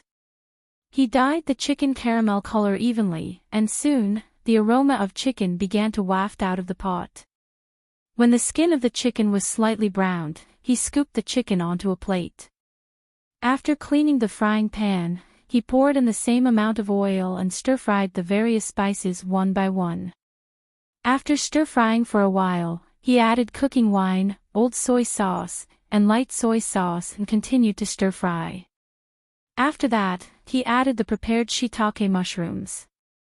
After stir-frying for a while, the fragrance of the mushrooms gushed out. The originally faint aroma of the chicken seemed to have been enhanced, and a rich aroma filled the air. This aroma is simply amazing. Meg's eyes lit up. Previously, when he heard the system's introduction, he didn't quite understand what it meant when it said that the aroma of the mushrooms had increased by several times. Now, he finally understood. Although the mushrooms were planted on agarwood, they didn't have any agarwood aroma. Instead, the aroma of the mushrooms was enhanced to the extreme. It could even enhance the aroma of other ingredients. After stir-frying for a while, Meg turned off the heat and poured all the chicken into the large casserole on the stove. If it was filled to the brim, this large casserole could probably cook 16 servings of braised chicken at the same time. After that, he poured the shiitake mushrooms into the casserole. This shiitake mushroom water was good stuff. The system had already guaranteed that the shiitake mushrooms could be eaten directly. Of course, he couldn't let it go to waste. After adding water to the chicken, he poured the potatoes and lettuce into the casserole and continued to cook. About 15 minutes after the water boiled, he opened the lid and poured the green and red peppers into the casserole. After that, he turned on the heat and collected the sauce. The aroma in the air seemed to have become thicker. The aroma of the chicken and shiitake mushrooms mixed together to enhance each other's freshness. Meg's nose was filled with the aroma. "I'm actually a little hungry." Meg raised an eyebrow. In the test field for the god of cookery, he wouldn't feel tired or hungry. However, when he smelled this alluring aroma, his foodie instincts began to deceive his body and stomach. Meg controlled the time. When the sauce had thickened, he opened the lid and stir-fried it a few times, mixing all the ingredients evenly together. After that, he turned off the heat and scooped out all the braised chicken in 2 brown casserole bowls. Golden chicken, dark brown shiitake mushrooms, yellow potato cubes, and green lettuce cubes were drizzled with 2 spoonfuls of thick red broth. Just like that, a bowl of fragrant braised chicken was born. System, how is it? Did I succeed on my first try? Meg put down the bowl of rice in his hands. The rice grains were clear and sparkling, but the small crescent moon in the middle of the rice seemed to have become whiter and clearer. It was as if the bowl had been filled with a small crescent moon. According to the system's requirements in my previous life, they are far from being met. 1. The shape and size of the chicken pieces were too random. Not every piece was the same size. 2. The cooking process was too rigid. The sugar on the surface of the chicken was stir-fried for too long. The taste was a little bitter. The cooking time was too long. The chicken was a little dry. 3. The temperature of the sauce was not controlled well enough. The sauce was too thick. The texture was too sticky. It was a little oily. The system's voice sounded in a rather strict manner. As expected, it's not that simple. Meg nodded thoughtfully. However, he didn't appear too disheartened. He threw the 2 bowls of braised chicken directly into the kitchen waste bin. As he washed the casserole, he reflected, that's right. If these problems aren't solved, how can I serve this dish to others? Halfway through the washing, he suddenly put down the bowl in his hands and muttered to himself in annoyance, why did I have such a cheap mouth back then? If I remember correctly, there were 3 requirements for braised chicken, right? Who knows when I'll be able to leave this place? Earth's mini theater. An old man happily dialed a number while turning on the television. Hey, oldly, hurry up and come take a look. That venomous tongue Shin's torture story is starting again. It wasn't easy to wait until the 4th episode. Hurry up, don't miss it. Alright. Look at the previous episode's trailer. This time, he's making my braised chicken again. Let's see how capable this kid is. I'll lock him up in a small dark room for half a year. I won't let him sleep from day to night. I'll make him make my braised chicken every day. If he doesn't meet his own requirements, I won't let him out. An angry voice came from the other end of the phone. Almost at the same time, the same scene appeared on thousands of televisions around the world. Hello, special broadcast viewers. Welcome to this episode of Venomous Tongue Shin's torture story. As you can see, Venomous Tongue Shin has been locked up in an airtight kitchen by me. His heart is filled with despair and fear. He wants to leave this place and not be completely obliterated. He only has one chance, and that is to listen to my orders and keep making braised chicken until the braised chicken meets his own requirements. Only then will he have the chance to temporarily leave this kitchen and take a breather. Please don't worry. Under my oppressive rule, he doesn't dare to resist in the slightest. He's like a marionette, living a muddle-headed life every day. I believe you'll see this scene. Chapter 2:14. Meg continued to cook and then refine the dish. Throughout the process, he maintained a serious attitude, completely unaffected by the system's vicious comments. Amy will definitely love this braised chicken. She'll be able to eat a lot of meat, Meg thought to himself, and his movements became even smoother. As the days passed, Meg's expression became calmer and calmer. He held the spoon in one hand and the pot in the other, and it was as if he had become one with them. His movements were smooth and harmonious. Meg turned off the heat and took the dish out of the pot. A bowl of glowing golden yellow braised chicken and rice was placed on the counter with a relaxed expression. He then scooped out a bowl of moonlight fragrant rice, and placed it beside him with a smile as he asked, "What about this time, system. The golden chicken was evenly colored, and there were no blemishes on the surface. The potatoes were cooked but didn't fall apart. The lettuce was still green, and the red and green peppers were embellished. The golden red soup reflected the light, and it didn't feel greasy at all. The rich aroma of chicken and shiitake mushrooms wafted through the air. Just looking at it made one want to salivate. According to the host's original request for braised chicken and rice, 3 points were determined: first-grade soup, bright red in color, mellow in texture, rich in flavor, oily but not greasy, and rich in aftertaste, achieved. Second-grade meat, golden in color, smooth and tender in texture, fresh and fragrant in texture, achieved. Third-grade rice, rich in aroma, chewy and sweet in texture, achieved. All 3 requirements have been met. Congratulations to the host for successfully learning how to make braised chicken and rice. Mission accomplished. The system's voice sounded. That's all there is to it. Meg pursed his lips, and a sense of accomplishment welled up in his heart. Although he felt that the system had left something unsaid, he didn't take it to heart. He glanced at the time on the wall and saw that 80 days had already passed. As expected, the pursuit of perfection in detail was the most time-consuming and exhausting. The host has 10 minutes to taste this braised chicken and rice.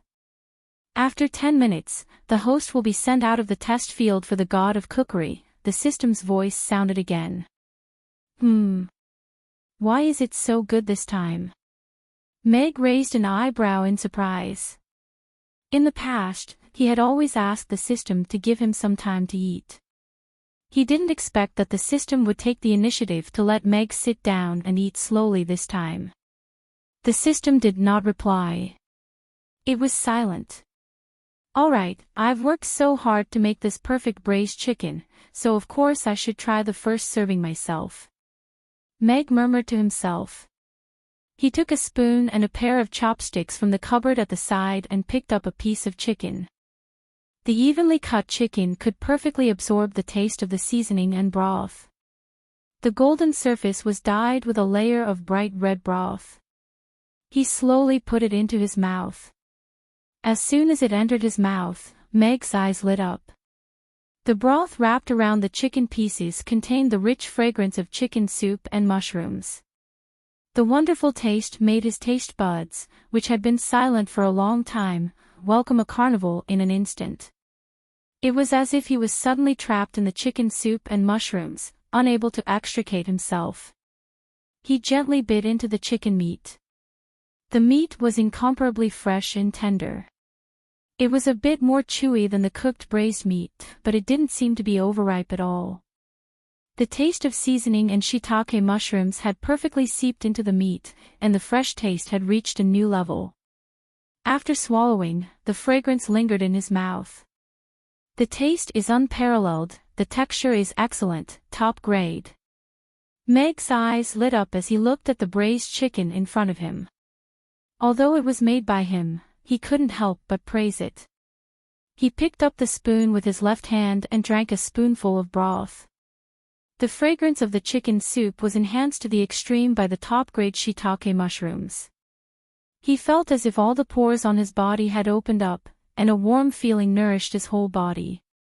Lastly, he scooped up a spoonful of rice.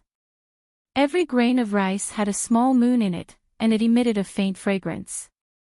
When he put it into his mouth, the texture was somewhat chewy. After biting into the small moon, the fragrance became even more rich, and the more he chewed, the sweeter and sweeter it became. The texture was superb. It's simply too delicious. With chopsticks in one hand and a spoon in the other, Meg couldn't stop eating. The taste of the side dishes was also superb, especially the shiitake mushrooms. After fully absorbing the chicken soup, the taste was smooth and refreshing, and the fragrance spread throughout his body. After finishing half a bowl of rice, Meg picked up the earthenware bowl and poured half of the broth into the rice bowl. After mixing it evenly, it turned into a soup of rice. After swallowing a spoonful, he felt as if he had seen the true meaning of life. This was the correct way to cook braised chicken and rice. After finishing one bowl, Meg refilled another bowl of rice. Only when both bowls were completely empty did he put down the spoon and chopsticks in his hand with a satisfied expression, and burped with satisfaction. Light flashed, and Meg was pushed out of the test field for the god of cookery. However, on this occasion, Meg didn't open his eyes. Instead, he chose to go back to sleep. He was simply too satisfied with this bowl of braised chicken and rice. The next day, Meg was awakened by the alarm clock. He reached out to turn off the alarm clock, and Meg sat up with a refreshed expression. He took a glance at Amy, who was still sleeping, and then his gaze fell on Ugly Duckling, who was holding onto the edge of the bed with all its might to prevent itself from falling. So this little guy falls down like this every day. A hint of confusion appeared on Meg's face. Meow! Ugly Duckling turned to Meg for help, but it only let out one cry before it fell to the ground with a thump. It lay on its back and looked up at the sky in a feeble manner. Why don't you make a little bed for yourself? Meg got up from the bed and picked up Ugly Duckling with a smile. This little guy was kicked off the bed by Amy every day, and it was indeed quite pitiful. Ugly Duckling looked at Amy, then at Meg, and hesitated momentarily with a conflicted expression. In the end, it shook its head and pointed at Amy with its little paw. Meow! It opened its mouth and meowed twice. All right, this is your decision. Meg gave a resigned smile, but he was still quite touched by Ugly Duckling's decision. Amy had tortured it thousands of times, but it still treated her the same way it had when it first met her. He placed Ugly Duckling beside Amy, and Amy rolled over and hugged it in a very natural manner as she murmured, "Ugly Duckling, where did you go?" Ugly Duckling licked her little hand and found a comfortable position to lie down in before closing its eyes and going back to sleep. Meg covered the two little guys with a blanket before carefully grabbing a clean set of clothes and going to wash up. He couldn't forget the delicious braised chicken and rice from the day before, so he naturally had to try it again today. After all, he had promised Amy that he would make her a delicious dish with a lot of meat. Thinking about how happy the two little guys would be as they ate the braised chicken, Meg's mood also became very good. He made his way downstairs to the kitchen, but his footsteps suddenly stopped at the entrance of the kitchen. "System, did you forget something?" Meg asked as he looked at the lonely Chinese kitchen knife on the knife rack and the stove, which was identical to the one from last night. "No," the system replied calmly. "Then where's my knife? Where's my pot? Where's my chicken drumstick?" Meg opened the refrigerator door, but there was no chicken drumstick in it. Chapter 2:15. "Wait, system, what did you just say?" Meg asked hesitantly. "Congratulations, host. You have triggered a new mission. Host, please capture a wild turkey within 24 hours. Please note that you have to capture it personally, not buy it. Mission reward, a gold-rimmed kitchen knife. Unlocks the ingredients and utensils required for braised chicken. Mission failure penalty, -0. 5 physical strength," the system repeated. Not this sentence, the previous sentence. Meg shook his head. "Not yet," the system repeated. "Not yet. Well, it seems that I had a good dream last night. Let's do business today." Meg smiled and gently closed the fridge door. He turned around and picked up a cup of water to drink to calm his nerves. Fuck. What the hell is wrong with the system this early in the morning?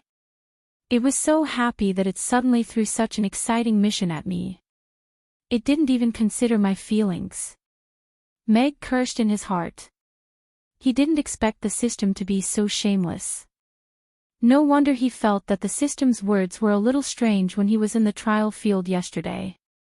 It turned out that the system didn't give him the right to use the utensils and purchase the ingredients for braised chicken after he completed the mission yesterday. Instead, it deliberately dug a hole for him to step into today. Fire chickens were first-tier magic beasts, and they lived in the wild. Not to mention whether Mag could defeat a fighting chicken in his current state, completing the mission within 24 hours was already a huge problem. Was he supposed to close the door and go out to kill a chicken today? No, he was supposed to catch a turkey. Anyway, he had already felt the anger of the diners. He didn't know if some radicals would be unable to resist throwing bricks at his window.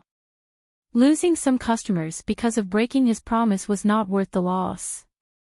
Although the restaurant was now completely full, as a good owner, he still couldn't get over this hurdle in his heart. The mission has been issued. The 24-hour countdown begins. Host, please complete the mission as soon as possible. The system's solemn voice sounded. Finally, it added, also, please don't insult my intelligence. System, what have you been reading recently? Meg suddenly asked faintly. The self-cultivation of an actor, the system answered seriously. You drama queen. Meg said angrily. Looking at the 24-hour countdown timer in his mind, he suddenly became anxious. He was not too worried about not being able to defeat Fiery Bird. After all, his body had returned to normal. Coupled with a suitable weapon, going up against Fiery Bird should not be a problem. It wasn't a big deal to pigeonhole a customer for a day. Once you got used to it, it wouldn't hurt anymore. But she had promised Amy yesterday that she would make him a delicious breakfast with a lot of meat. In the end, it was a complete mess. Even the cleverest housewife could not cook without rice. When he thought about Amy's resentful gaze later, Meg couldn't help but start pacing around the restaurant.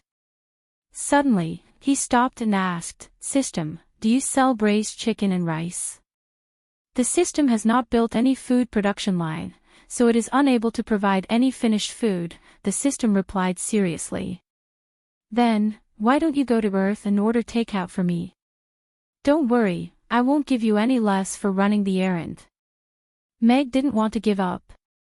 You can't afford to run the errand for a space-time teleportation, the system said calmly. How much? Meg didn't give up. 50,000 gold coins, the system replied. Then let's talk about buying kitchen knives and utensils. Tell me, how much do you want? Meg rolled his eyes. 50,000 gold coins, even if he was killed, he still wouldn't be able to take it out. This, you can't afford it either. The system had already started to get complacent. You win. Meg pulled out a chair and sat down, lost in thought. The countdown timer in his mind was still ticking. From the system's tone, it was not that spending money could not solve the problem, but the problem was that he had no money. This was really a sad story. In order to prove that selling vegetables was not to be trifled with, the system had already started to resist. It seemed that the turkey had to be caught, and the customer had to be left alone. However, he didn't want to be perfunctory about Amy. After thinking seriously for a while, he suddenly asked, System, can I buy the ingredients in the fridge and use them freely? The system does not recommend the host to study the recipes on his own. You are still a rookie, and the dishes you make on your own are not worthy of the restaurant's grade. It may lower the restaurant's style and arouse the disgust of the customers, and the system objected. As long as it can be worthy of the fatherly love I have for Amy, that's enough. Meg put down the cup in his hand, got up and walked to the kitchen, and said while putting on an apron. 1 braised prawn, 1 scrambled egg with green pepper. It's a pity that I don't know how to make braised pork, but a plate of sliced braised pork should be good, Meg whispered to himself and walked to the kitchen. Sue. The system still wanted to say something. System, if you say any more nonsense, I won't upgrade to level 2 for the rest of my life, Meg said calmly while processing the marinated streaky pork. The system immediately fell silent. Meg didn't cut much of the streaky pork, because it only needed the amount that 2 people ate in the morning. He deliberately cut a little more lean meat to avoid getting sick of eating too much fat. He threw the rest into the fridge and let the system do as it saw fit. He had to make sure that it could still be used tomorrow morning. It smells so good. Father, what delicious food are you making? Amy asked with surprise and curiosity as she came downstairs with Ugly Duckling in her arms. She had changed into a little magician's robe, and her silver hair was loose, with one strand sticking up. She was looking at Meg, who was stir-frying the pan, with surprise and curiosity. Meg looked back at Amy with a smile and said, "Sit down obediently and wait for a while. You'll know." "Okay."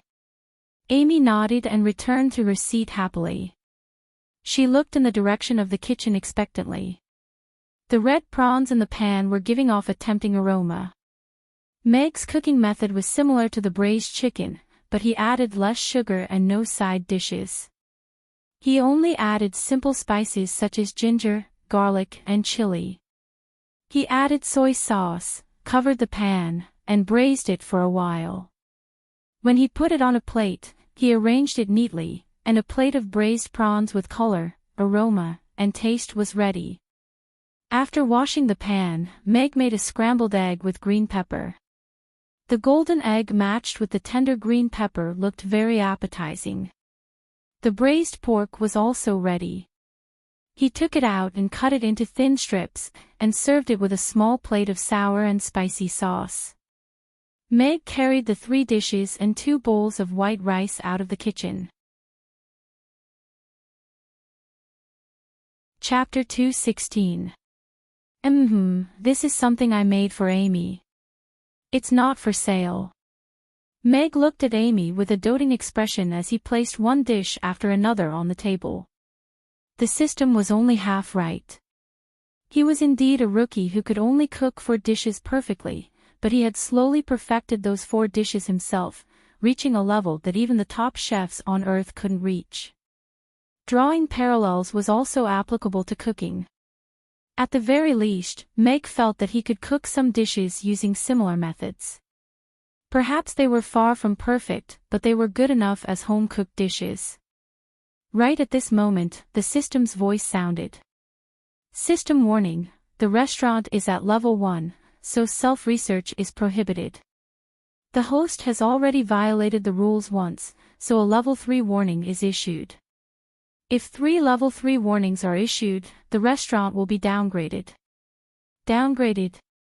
System, isn't the restaurant the lowest level now? Meg said nonchalantly as he put down the plate and sat down. A level 1 restaurant will revert to the state it was in before the system was modified, the system replied calmly. Meg thought back to the dilapidated and swaying house on the first day, and he couldn't remain calm. That house really wasn't a place for humans to live in. Host, as a candidate for the god of cookery, you should be strict with yourself before you become a god of cookery candidate. Only by perfecting each dish to the extreme can you start to cook new dishes. Only with a solid foundation can you progress steadily and have a chance to become the god of cookery. The system's voice became extremely serious. "All right, then I'll cook 2 more dishes at most," Meg replied after a moment of silence. The system's words weren't unreasonable.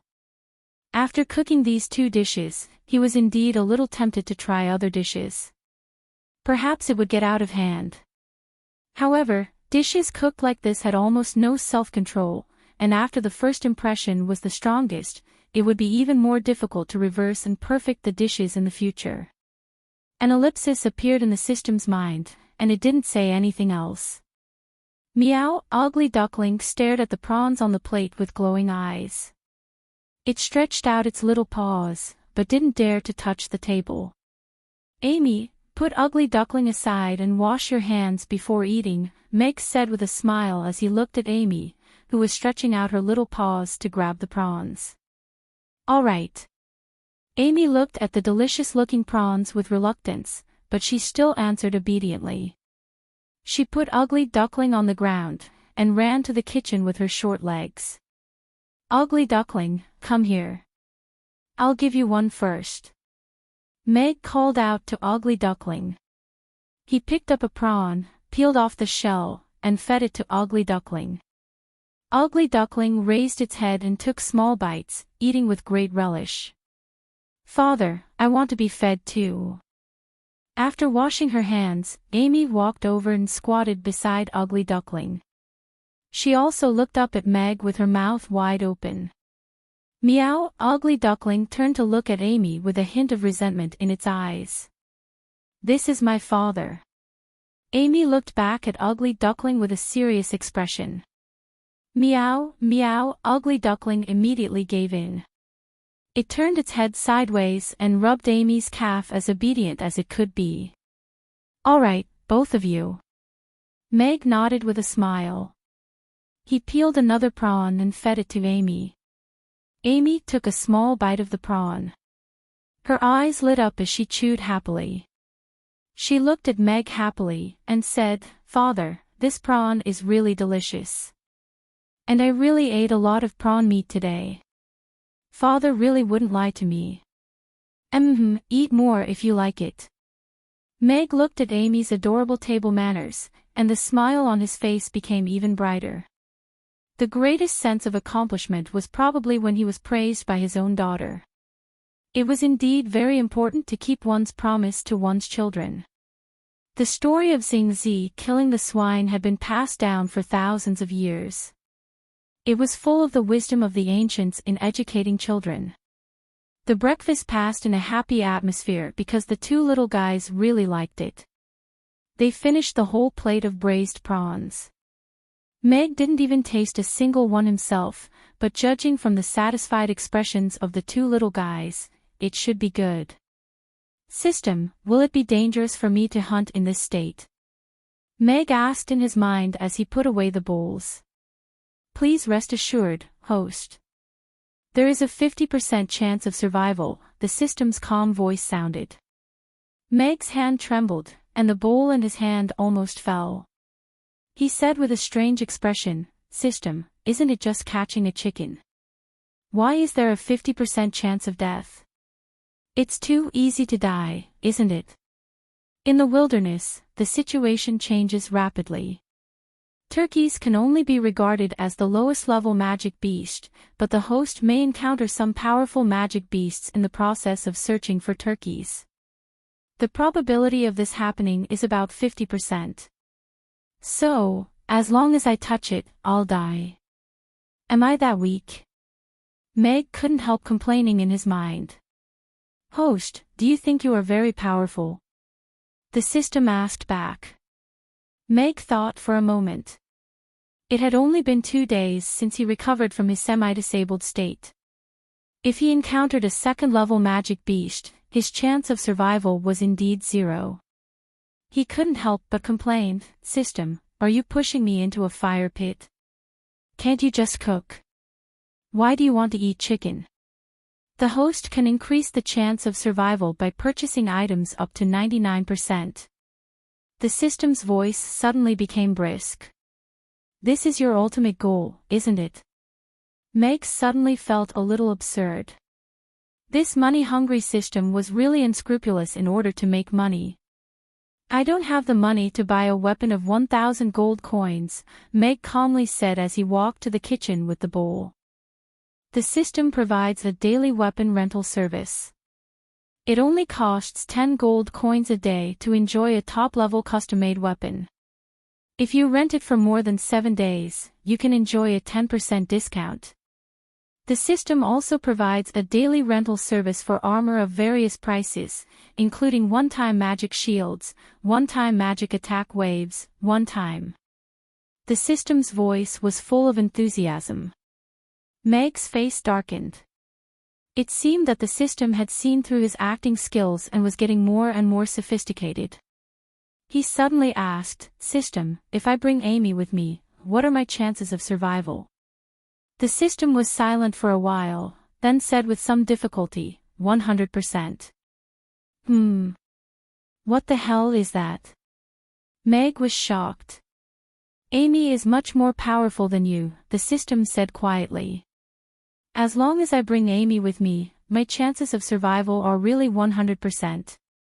Meg wasn't the least bit unhappy that his daughter had outshone him. According to the system's precise calculations, it is 100%. The system replied with certainty, then solemnly suggested, however, the system does not recommend the host to bring Amy with him. This is a serious cheating behavior and will be severely condemned. Moreover, Amy's studies are more important. If she skips class on the second day of school, it will not be good for her to develop good study habits. Chapter 2:17. Skipping class. Amy, who was playing with Ugly Duckling with a small piece of cloth, turned to look at Meg in confusion. We're not going to class today. We're going out of the city to catch a combat chicken. Meg nodded. In this life, he cherished his life even more. Since the system said that he would be 100% safe as long as he brought Amy along, this was naturally the best choice. Even if there was only a 1% risk, he didn't want to try his luck. He couldn't bear to leave Amy alone. Amy's eyes lit up when she heard that, and she asked expectantly, "Then can we have chicken for dinner?" "Yes." Meg nodded. Okay. Then let's set off now to catch a chicken." Amy jumped down from her chair and urged happily.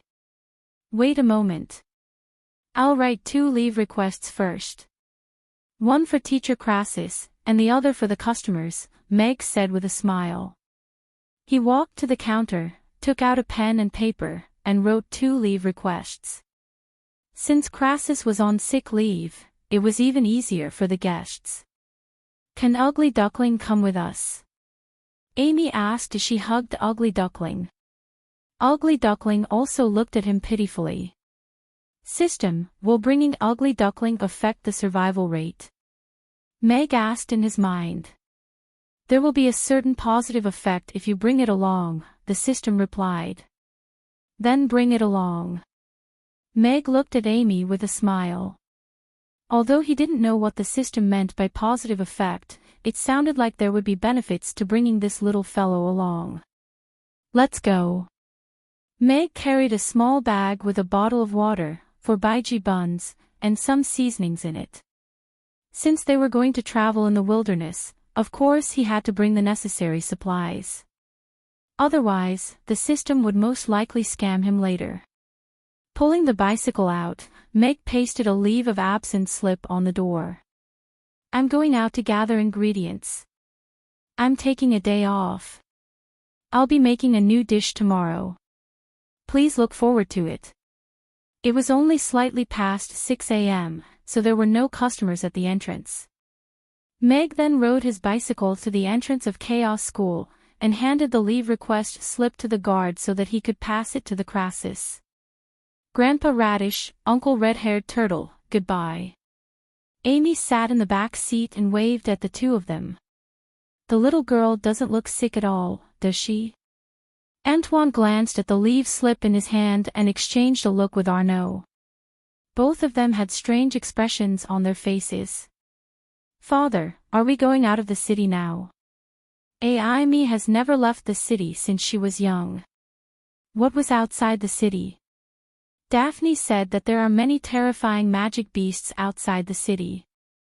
Her father is a very powerful mercenary, and he brings back a lot of prey every time he comes back.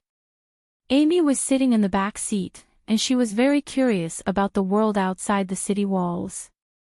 "We have to go to the Chaos Guild first. We have to find out where we can catch turkeys first." Meg smiled. He was in a good mood. Although he had already been tricked by the system, he decided to take Amy on an outing. Seeing her happy face, it was all worth it. The Chaos Guild was the only mercenary guild in Chaos City. They received countless bounty missions from all over the continent every day. The difficulty of the missions and the rewards varied greatly, so countless mercenary groups, adventurers gathered there. It was the largest mercenary guild on the Norland continent, and had the most registered mercenaries. Are we going to become mercenaries too? Amy's eyes immediately lit up. Yes. Let's go and see if there are any missions to catch turkeys. Meg nodded with a smile. If the system didn't require him to capture turkeys personally, then Meg would have issued a mercenary mission directly. However, there were only two options now. The first was to buy the map of turkeys, which was probably a little expensive. The second was to accept a mission to catch turkeys, which should come with a free map. The Chaos Guild was located outside the Aiden Square near the city walls. The Aiden Square was round, and the Chaos Guild was in the corner. Meg stopped the car, and said to Ugly Duckling, who was lying on its back in the car seat, "Ugly Duckling, you can watch the car from here." Meow. Ugly Duckling meowed, but its eyes still couldn't focus. It was already a useless cat. Meg looked up at the huge black stone building in front of him, and was also a little stunned. The main body of the building was 20 meters tall, and the black stone surface was a little rough, making it look very rough and grand. There were 8 white stone pillars in front of the palace, and they were as tall as the stone building. They were lined up in a row, creating a grand sight to behold. It was said that these 8 stone pillars represented the 8 major races that had signed the Armistice Agreement in Chaos City. The originally smooth stone pillars had been weathered by wind and rain for decades, and many wrinkles had appeared on their surfaces, giving them a sense of vicissitudes. There was no writing on the stone hall, but there was a round emblem at the center of the hall. Inside the emblem was a white dove holding an olive branch in its mouth. This was the emblem of Chaos City. It was said that after the Armistice Agreement was signed, representatives of all races fought tooth and nail over the emblem of Chaos City. All of them wanted to use their own race as the emblem of peace, and it almost triggered a second racial war. At this moment, a white dove holding an olive branch in its mouth flew past the venue, and the elven representative suggested that the white dove should be used as the emblem of Chaos City, which was approved by all parties. Perhaps this is some kind of historical coincidence? Meg smiled as he held Amy's little hand and walked toward the main gate of the guild. The Chaos Guild was backed by the Grey Temple and the City Lord's castle, so they also used Chaos City's emblem. The gate that was 10 meters tall was wide open. Even Chaos City's city gate wasn't as tall as this. A forest troll that was 7 to 8 meters tall, with dark green skin and creepers crawling all over its back, strode past Meg and Amy, and the ground trembled slightly with each step it took. "Hey, big guy, watch where you're going." A team of about 30 goblins walked out of the palace with bows and magic staffs in their hands, and they were about to encounter the forest troll. The leader of the goblins was slightly older, and he yelled at the forest troll in a sharp voice. "Big guy, Little Red Riding Hood." Amy's eyes widened as she stared at the Little Red Riding Hood on the goblins' heads. Meg was also looking at this scene with surprise. Those goblins were only half a meter tall, and only reached the forest troll's ankles. A single stomp from the forest troll would be enough to wipe them out. However, they were fully equipped, so they weren't weak either. Would there be a clash between the two? "Captain, could it be that he didn't hear us?" a young goblin in the team asked worriedly. Chapter 2:18. Stop your steps. Otherwise, this will be seen as a great threat to us. Seeing the approaching foot, the goblin captain's expression became more and more serious. His hand was already on the hilt of his sword as he shouted loudly. The goblins had already drawn their long swords and raised their magic staffs. A battle was about to begin. At this moment, the forest troll that had been ignoring them and raising its right leg to stomp down on the goblin team suddenly felt something and stopped in its tracks. It lowered its head to look at the forest trolls at its feet, scratched its head, and turned its steps to the side as it continued to walk in. "Captain, I feel like that big guy is insulting us." The first goblin who had drawn his sword said angrily. He looked like he was about to rush up and hack at him. Let's go. Fighting is not allowed near the Chaos Guild. Otherwise, your membership will be permanently revoked. That big guy just has bad hearing, the captain said calmly as he let go of his long sword and left. But the youth still wanted to say something. Let's go. Do you really think you can fight with him? A middle-aged goblin beside him said with a smile as he patted his shoulder lightly. The youth turned around to look at the forest troll's huge back. He hesitated for a moment, but still chose to quickly follow, looking a little disheartened. Rules, order, strength and weakness, interesting. Meg looked at this scene and the corners of his mouth curled up. If this was a different place, he would probably be able to watch a battle before entering. Let's go. Meg held Amy's little hand and continued walking. Father, if that big guy and those little ones were to fight, who would win? Amy looked up at Meg curiously as she asked. Probably the big guy, Meg said with a smile. But Little Red Riding Hood and the others have more people. Amy was still a little confused. True strength doesn't need to make a sound to make others back down. Meg shook his head. Oh. Amy nodded thoughtfully. She turned back to look at the goblins in the distance and said with a smile, but they're still very brave. Big guy gave in to them. Yes. Meg was a little surprised at Amy's understanding of the situation, but when he thought about it carefully, there was indeed no problem. Wow, what a big house. Amy couldn't help but exclaim as soon as the two of them entered the main hall. Her eyes widened as she looked around. Meg's eyes were also filled with amazement. Although he had Meg Alex's memories of the Chaos Guild, he was still amazed by the superb construction skills of the otherworldly craftsman when he saw it with his own eyes. There were 2 floors in the hall, and each floor was covered with a layer of dust. It looked like a busy airport. In the middle of the hall, there was a magic crystal wall with information scrolling on it. Mercenaries and adventurers of various races were looking up at the missions with serial numbers. After selecting a suitable mission, they would go to the registration desk to receive and register the mission. There were dozens of such crystal walls. The Mercenary Guild had already categorized the information in advance. They were distributed according to the Daily Activities section, Combat section, Spirit Beast section, Material section, Food section. For example, in the Daily Activities section, there were missions to collect debts, find pets, and take care of children. Meg even saw a mission to send flowers to a girl he liked. The reward for the mission was 10 copper coins, and it was quickly claimed by a little girl. Meg brought Amy to the ingredients section, and began to search seriously with his head tilted upward. The food section was one of the more lively sections.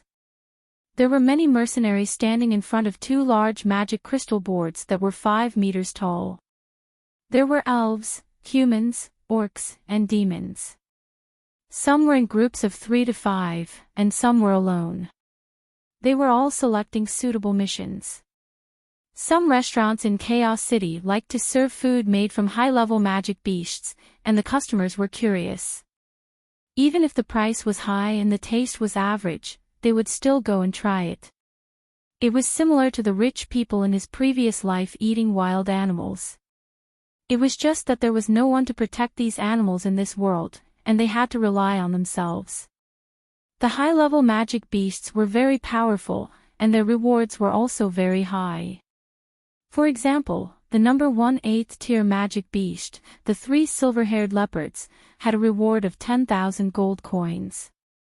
This was Mamie's net profit for the past half a month. Further down, there were 7th tier, 6th tier, 5th tier. All kinds of magic beasts were listed on the list, and their prices were clearly marked. Meg saw the huge potential of the foodies in this world. After all, there were people who offered a reward for 1 kilogram of the 1st tier magic beast, the withered leaf cicada. This deep-fried dark cuisine made Meg flinch at the sight of it. He didn't expect that there would be people in this world who liked it. He just didn't know how to cook it.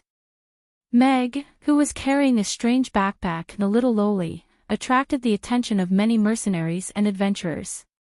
He didn't even have a single weapon on him. It was rare to see someone carrying a little lowly out on a mission. Usually, there would be women who would bring their children out for daily missions in the daily mission section.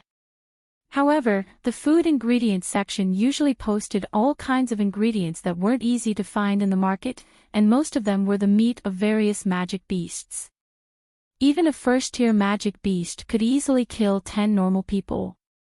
The withered leaf cicada, which was valued by the kilogram, was not something to be trifled with. Its wings, which were like withered leaves, could fly out like 2 flying daggers at a critical moment, easily piercing through the throat and killing in one shot. But this guy didn't bring anything with him, and only brought a child along. It's autumn now. Are you planning to bring the child for an autumn outing? An honest-looking uncle asked Meg with a smile. This little girl was so beautiful, and he couldn't bear to see her being dragged into a trap by this hot-headed old man. He wanted to give him some advice. Meg was stunned for a moment, and then nodded with a smile. Yes, I'm planning to bring the child out of the city. He didn't care about everyone's gazes.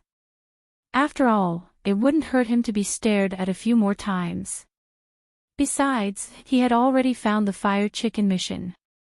Food. Mission number 256, capture a wild fire chicken alive. Reward, 10 gold coins. The autumn outing is to the north. It's beautiful everywhere outside the city. Don't you see the Chaos School's spring and autumn excursions go that way every year?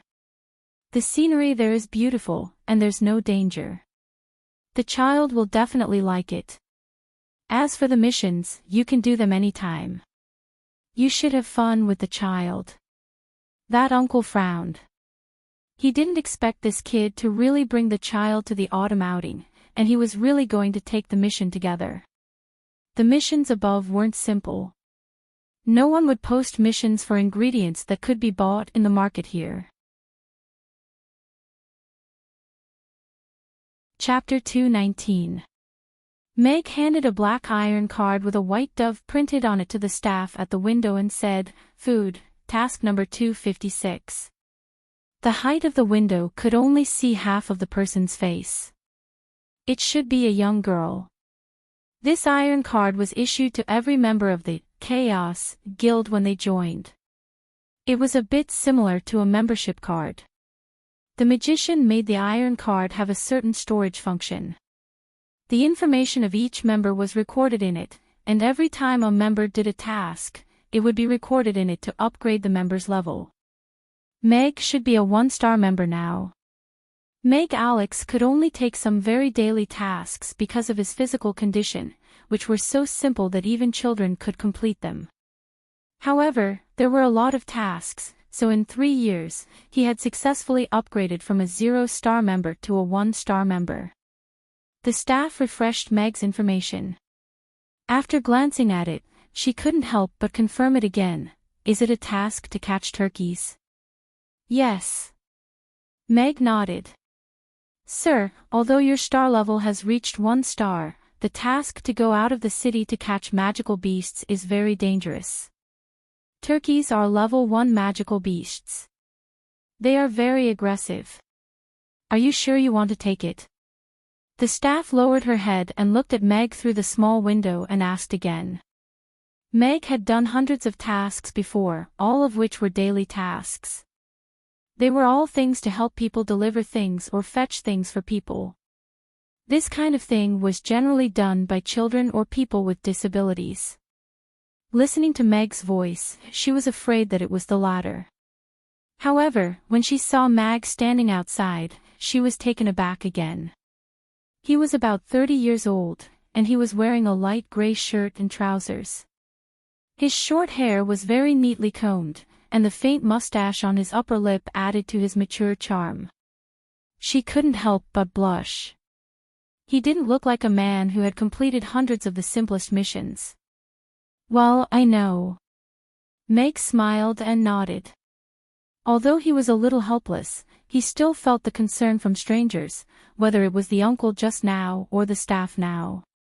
Well, may I ask if you need a map of the areas where the turkeys frequently appear? The girl also realized that she had lost her composure, so she quickly sat up straight and asked. Yes. Meg nodded. This was the purpose of his trip. The price of one map is 1 gold coin. You have to pay in cash. I wish you success in your mission. The girl took out a small rolled-up map and placed it together with the iron plate before handing it over. Thank you. Meg paid the money, took the token, and held Amy's hand as they walked toward the entrance of the hall.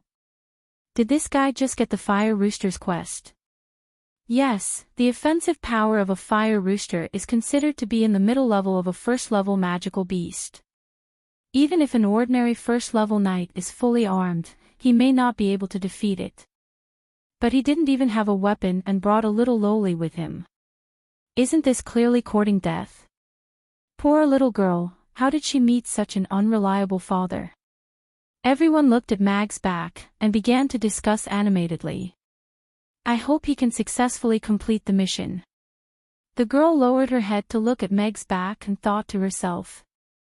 Food, mission number 87. 3-star bronze-skinned wild boar. I want a map. Guy handed over the black token in his hand and looked back at Meg and Amy who were walking out of the guild. He shook his head helplessly. He had already reminded Mag, but Mag didn't seem to have any intention of changing his mind. If he met them by chance later, he might be able to help them. That would depend on their luck. As an experienced hunter, he had 100 ways to subdue a fire rooster, but the requirements on the list were too low. It wasn't worth it to catch only 1 fire rooster a day. After leaving the hall, Amy looked up at Meg and asked, Father, why do they all say that we can't catch a fire rooster? Because they don't know how powerful Meg is. Meg touched Amy's head and said with a smile. No, they don't know how powerful Father is. Father is super powerful. Amy shook her head and said seriously. It's all right. It's fine as long as little Amy knows. Mag had a look of satisfaction on his face. His daughter was really good at complimenting others. Yes, Father is the best anyway. Amy nodded happily. She let go of Meg's hand and ran to the bicycle. Ugly Duckling was hanging pitifully from the basket and looking at them with resentment. System, I want to rent a sword. Daily rent, Meg said in his mind as he walked slowly. Ding. 10 gold coins have been deducted. Ding. The long sword is being customized. It will be completed in 5 minutes. Please choose a place to receive it. The system's voice quickly sounded. Give it to me after we leave the city. I also want to park the bicycle for a day. How much does it cost? Meg continued to ask calmly. 1 gold coin for a day, the system's voice sounded. Okay. Meg nodded. After they left Chaos City, they would face danger. Although the system said it was 100% safe, he still had to be 100% alert to ensure Amy's safety. He decided to complete this mission using Meg Alex's way of thinking.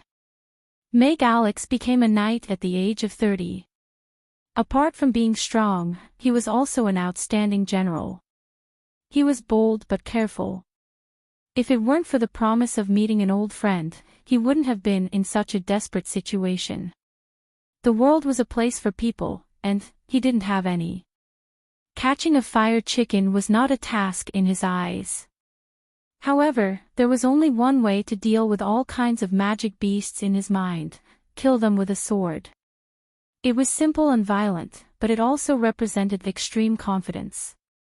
Meg wanted to say, son of a bitch. The swordsmanship and sword skills in his mind had merged with his memory. Swordsmanship was a set of moves to use a sword. Usually, it was a set. Meg had learned a set of heavy swordsmanship passed down from Alex's family when he was in elementary school. He started to use a 50-kilogram heavy sword at the age of 15. Meg's current physical fitness was about the same as when he was 10 years old. However, in order to increase the agility of the heavy sword, he learned a light and fast sword technique. The sword technique had a total of 13 styles. It was recorded in the Nameless Sword Manual that he found when he killed the first evil dragon and counted the spoils in the dragon's cave. He called it the 13 Shadow Swords.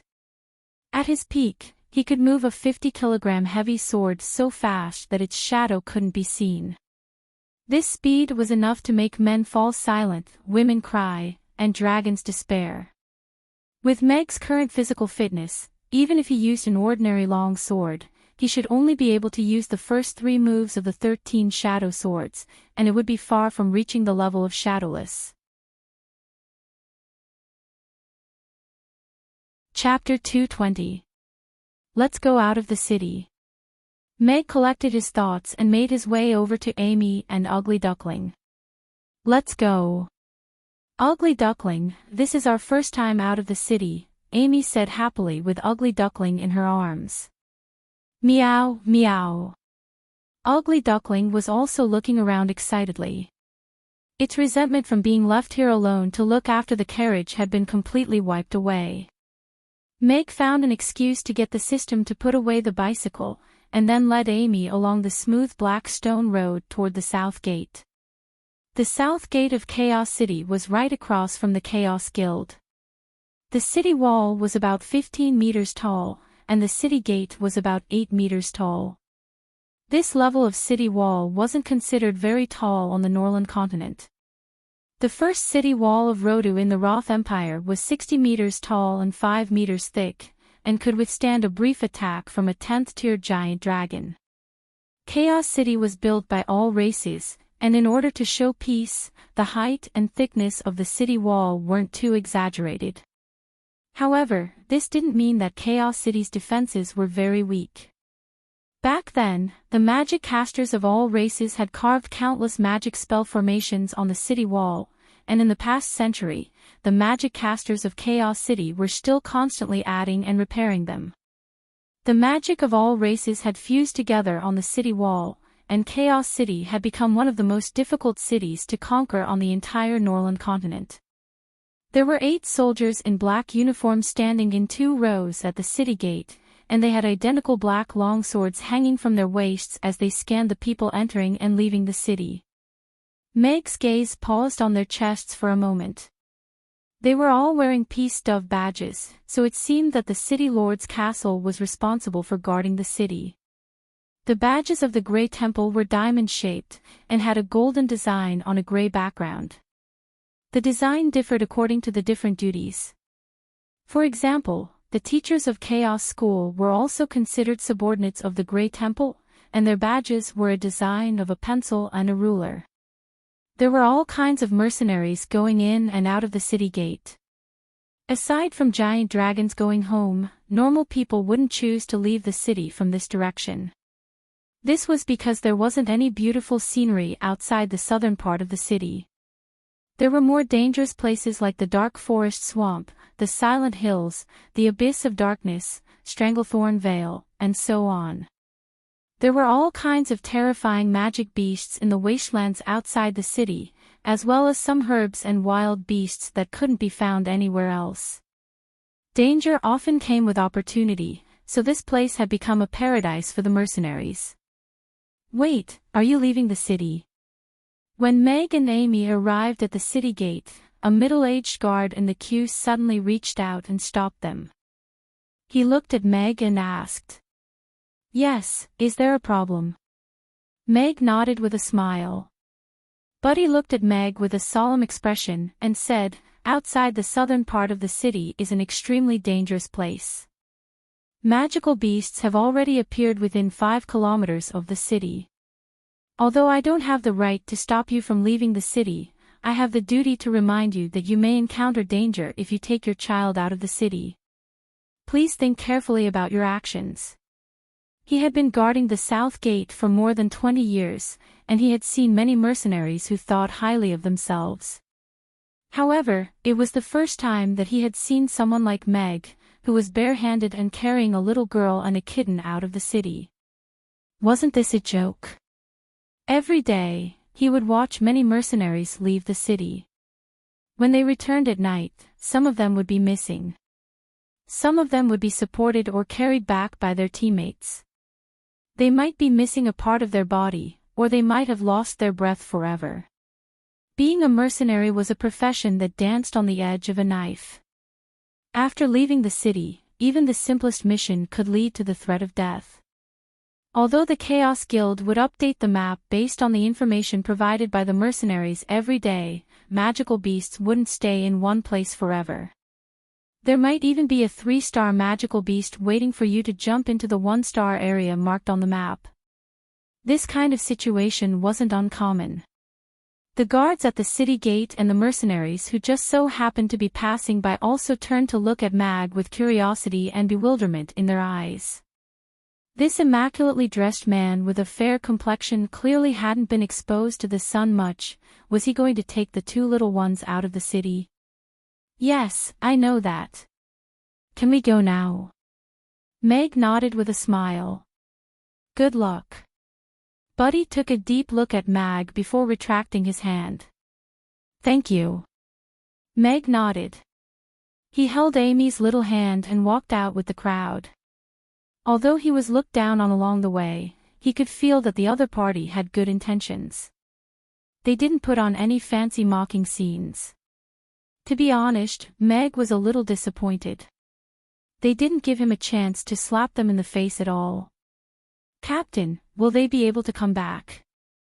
That little girl is quite cute, a young guard asked softly. I hope so. Buddy withdrew his gaze from Meg and his daughter and continued to watch the people passing by. Wow, the outside world is so big. As soon as they walked out of the city gate, Amy opened her eyes wide and looked outside. The world that was blocked by the tall city walls suddenly opened up. In the distance, there were mountains and hills in a picturesque disorder. Some places were shrouded in fog, while others were still glowing during the day. Meg's eyes also lit up. At this moment, a black dot suddenly appeared in the distant sky. In an instant, it enlarged countless times and appeared above the crowd. A giant dragon, someone exclaimed with a hint of excitement and fear. A giant dragon. Meg looked up and narrowed his eyes. Its huge wings blotted out the sun and cast a shadow on the ground. Its cold aura seemed to have frozen the air. This was a frost dragon with a wingspan of over 30 meters. Its body was covered in snowy white scales, and its huge body didn't appear bloated at all. It was elegant and majestic. A pair of deep blue eyes swept across the crowd below. Those who were swept by its gaze felt as if their blood had frozen for an instant. The city gate was completely silent. Most of the mercenaries didn't even dare to look up. They quickened their pace, trying to escape from the giant dragon's shadow. Although the giant dragons didn't rule the world during the racial war, it was undeniable that they were powerful individually. This frost dragon's power was at least comparable to a 7th-tier magic caster. This kind of power was already in the upper echelons of any species. The dignity of a powerhouse was not to be challenged. After leaving Chaos City, they would no longer be protected by the rules and laws of Chaos City. Ha! Isn't this the giant dragon that Turtle Grandpa conjured? It's so beautiful. Right at this moment, Amy's elated voice sounded. Meow! Ugly Duckling also looked up at the frost dragon, and extended its little paw with a hint of hostility in its eyes. Yes, it is indeed very beautiful. Mag nodded in agreement. Even though Mag Alex had many memories of slaying dragons, this was the first time he had seen a true giant dragon. It was as if it were a work of art that had been carved out of ice and snow. Mag's frost wings flapped gently, sweeping up a gust of wind and snow, completely erasing the impression that he had of a Western dragon lizard with wings. This father and daughter. A strange expression appeared on the mercenary's face. He hurried over to Meg and Amy. Chapter 221. What's going on? Why isn't the restaurant open yet? Mr. Mac put up a notice. He said he went out to get ingredients, so the restaurant will be closed for the day. No way. Doesn't that mean I won't be able to eat tofu pudding and Yangzhou fried rice for the whole day? What's wrong with Mr. Mac? Is he too arrogant, or does he think we can't hold a knife anymore? Yeah, why didn't he put up a notice in advance? Not only did I make a wasted trip, but I also have to kneel on the washboard for my wife when I get back. There's no way to explain this. A group of customers who had come for breakfast early in the morning had gathered at the entrance of the restaurant. When they heard what the people inside said after seeing the notice, they all sighed and complained. Didn't Mr. Mac say he'll be closed for one day every 6 days? It's only the second day. Why is he suddenly closing for the day? Harrison asked in confusion. Yeah, I told Palmer to wait at home for a while this morning. I was going to bring him breakfast before he went to school. Now it's ruined again. George also sighed. He was having a headache. Didn't you see? Mr. Mac also said he'll be releasing a new dish tomorrow. I think he really went out to get ingredients today. Otherwise, with Mr. Mac's personality, he wouldn't stand us up so easily. Malbai sighed at the blacksmith's door. He was the first one to see the notice. It was a bit weird that he couldn't eat Yangzhou fried rice this morning, but he still believed in Meg's character. That's right. Every new dish that Boss Mag releases brings us unparalleled surprises and delicacies. He even went out of his way to collect ingredients himself. We should be more understanding of such a genius concept and such a serious attitude. You're right, but I'll just throw a knife here. I hope Mr. Mac knows what he'll face if he does this often. A young knight took out a small knife from his waist and threw it at the door. Ding, ding, ding. Suddenly, the door was filled with clinking sounds. Knives, daggers, and blades piled up into a small hill, and the number was still increasing. Aren't you open today? In a luxurious horse-drawn carriage outside, Gloria lifted a corner of the curtain, and murmured to herself in disappointment. Even though she was still wearing her veil, she had changed into a long blue dress today, and her black cloak had also been replaced with a silver one. Her veil had also become a lot thinner, and had been replaced with a light blue one. The lethargic feeling from before was swept away. Although her appearance was still unclear, the feeling she gave off was completely different. Her graceful figure and slightly curly long hair would definitely attract a lot of attention if she stepped out of the carriage. The new dish should be delicious. She murmured softly, put down the curtain and asked the coachman to go back.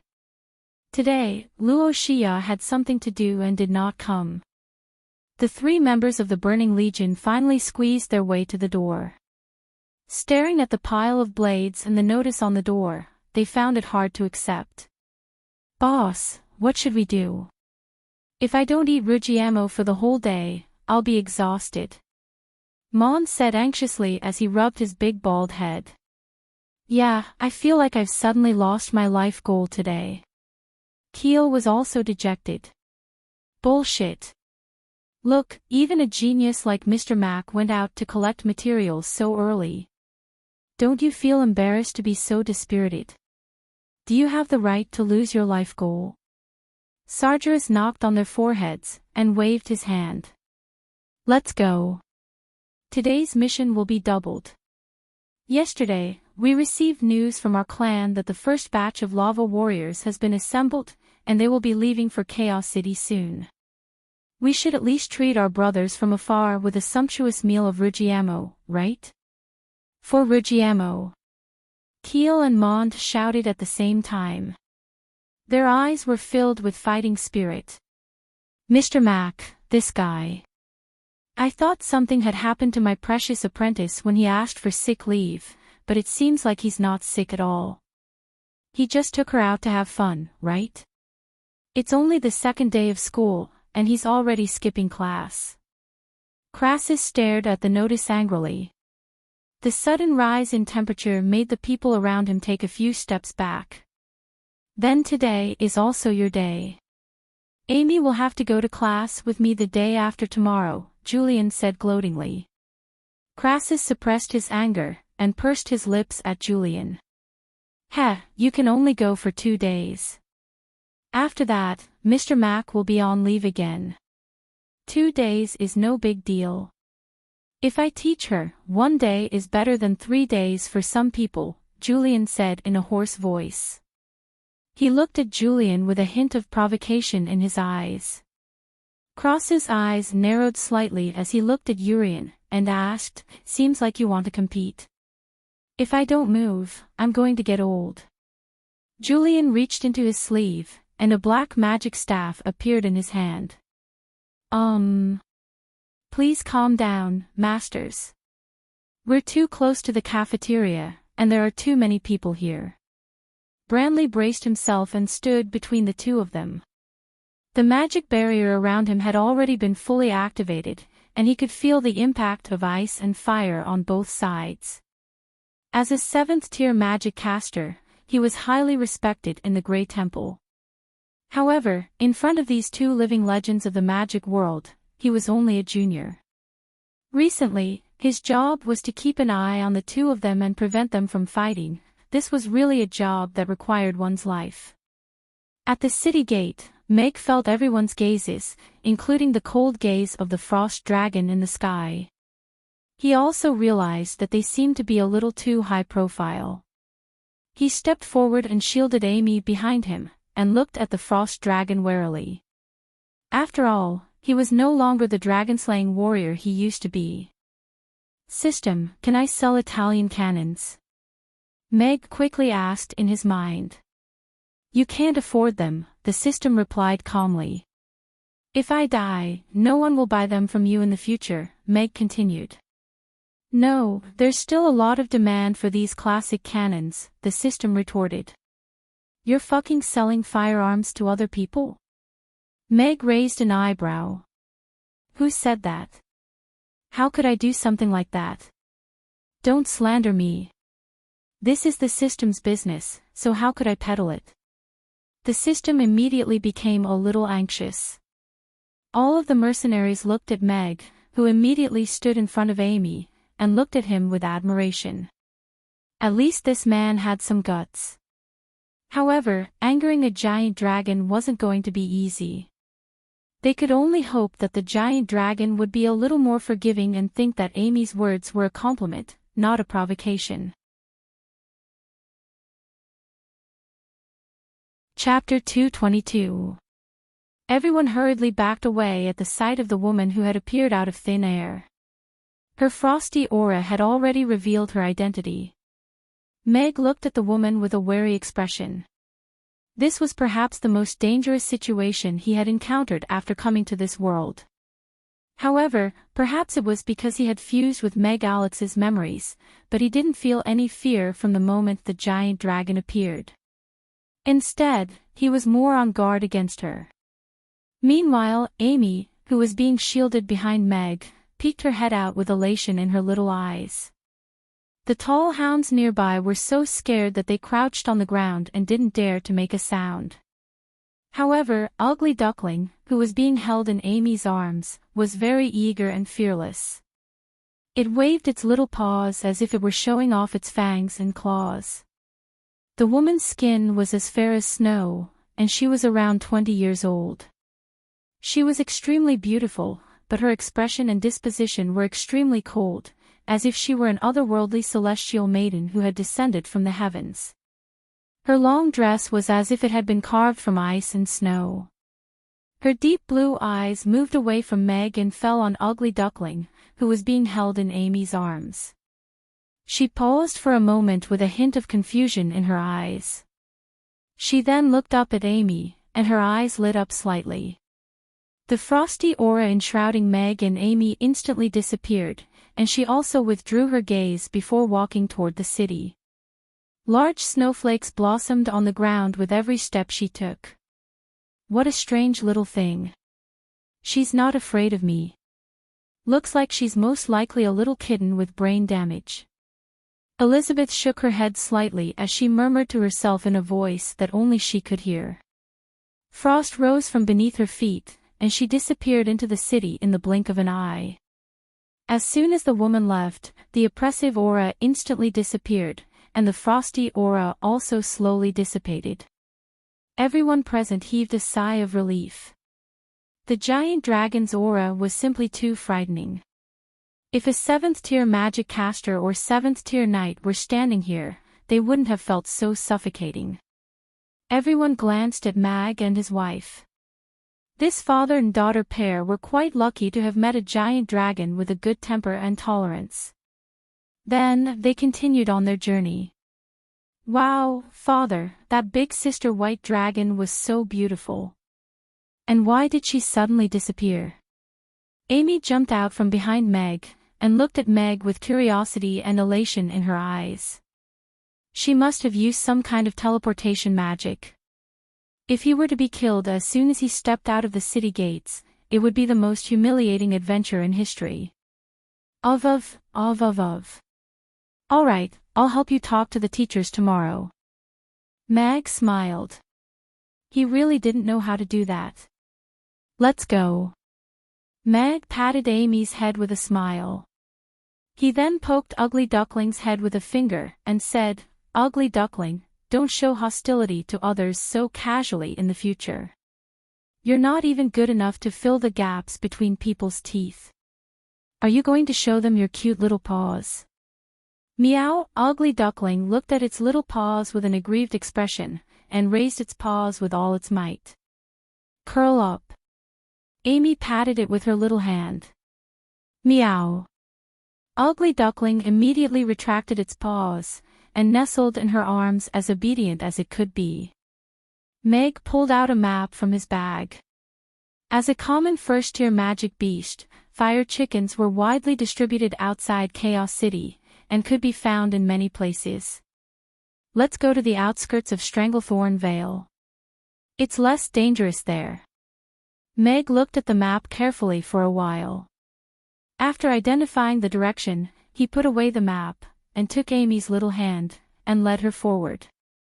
If this map had been given to Meg in his previous life, it would have been incomprehensible. But now, Meg could easily understand all the information contained in it. As a general on the front line, Alex's professionalism was unquestionable. Thorn's Ridge was one of the less dangerous places outside the city. It was famous for its thorny bushes. Of course, this was only in comparison to other places where 7th-tier and 8th-tier magic beasts often appeared. In Stranglethorn Vale, 5th-tier magic beasts often appeared, 3rd-tier and 4th-tier magic beasts were everywhere, and 1st-tier and 2st-tier magic beasts could be seen everywhere. Although it was called a valley, it was actually made up of several valleys and a mountain range. There were all kinds of treasures and herbs in the thorny bushes that had not been spoiled by magic beasts. The bounty for these things could be higher than that of a high-tier magic beast, so it had become the target of many mercenaries. Because high-tier magic beasts rarely appeared, generally, 2 or 3 4th-tier mercenaries would be able to enter Stranglethorn Vale without worry. Whether it was to find herbs or hunt magic beasts, it was a good place to go. Also, Chaos City gave the mercenaries of the Chaos Guild the strongest protection and rule.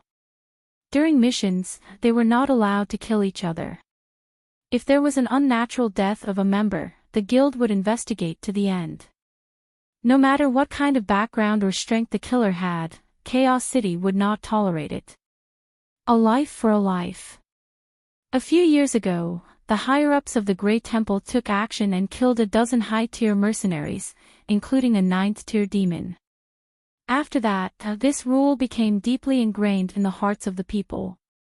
Unless you were absolutely sure that you would not be discovered, killing and robbing would not happen in the Chaos Guild. Meg was going to the western slope of Stranglethorn Vale. There was a hot spring there, and the temperature was much higher than the surrounding area, so turkeys were often seen there. There was a flat ground paved with black stones in front of the city gate, and the road after that was paved with the footsteps of the mercenaries. A team of knights in light armor rode along the main road in the middle, kicking up a cloud of dust and causing some people to grumble in displeasure. An old mercenary was driving his donkey cart at a leisurely pace. Behind him sat 4 youths who still had some childishness in them. They were looking around curiously, and it seemed that they were rookie mercenaries who had left the city for the first time. There were 5 or 6 horses following behind them, and the people on the horses were all fully armed mercenaries. Whether it was their equipment or their demeanor, it was obvious that they were veterans who had been in the wilderness for many years. Today, they had probably brought the rookies out to see the world. Of course, the most eye-catching one was Meg. He was carrying a small satchel, holding a 4-year-old little Loli, and the little Loli was holding a little orange cat in her arms. This combination was perfect for an autumn outing, but now, they were going into the dangerous wilderness. Wasn't this a suicide mission? Father, why are they all looking at us with strange expressions? Amy asked as she turned to Mag with a perplexed expression. Chapter 223. I think so too. Father is super handsome. Amy nodded in agreement. Daughter, I'm going to get carried away if you keep praising me like that. Meg patted Amy's head with a smile before holding her little hand and continuing onward. Father, what's a daughter? Can I eat it? Amy asked with a curious look on her face. No, you can't. Meg shook his head with a smile. After walking for a while, the crowd parted, and Meg and Amy were finally able to enjoy some peace and quiet. Ugly Duckling was placed on the ground by Amy, and it was running in front of her. At this moment it was chasing after a butterfly, and its bell-like laughter reverberated throughout the plains. As expected, I have to take these 2 out to play more often. I'll leave the city from the north on my next day off, Meg thought to himself as he looked at Amy and Ugly Duckling with a wide smile on his face. System, give me the sword. Meg said in his heart as he extended his hand forward with a calm expression.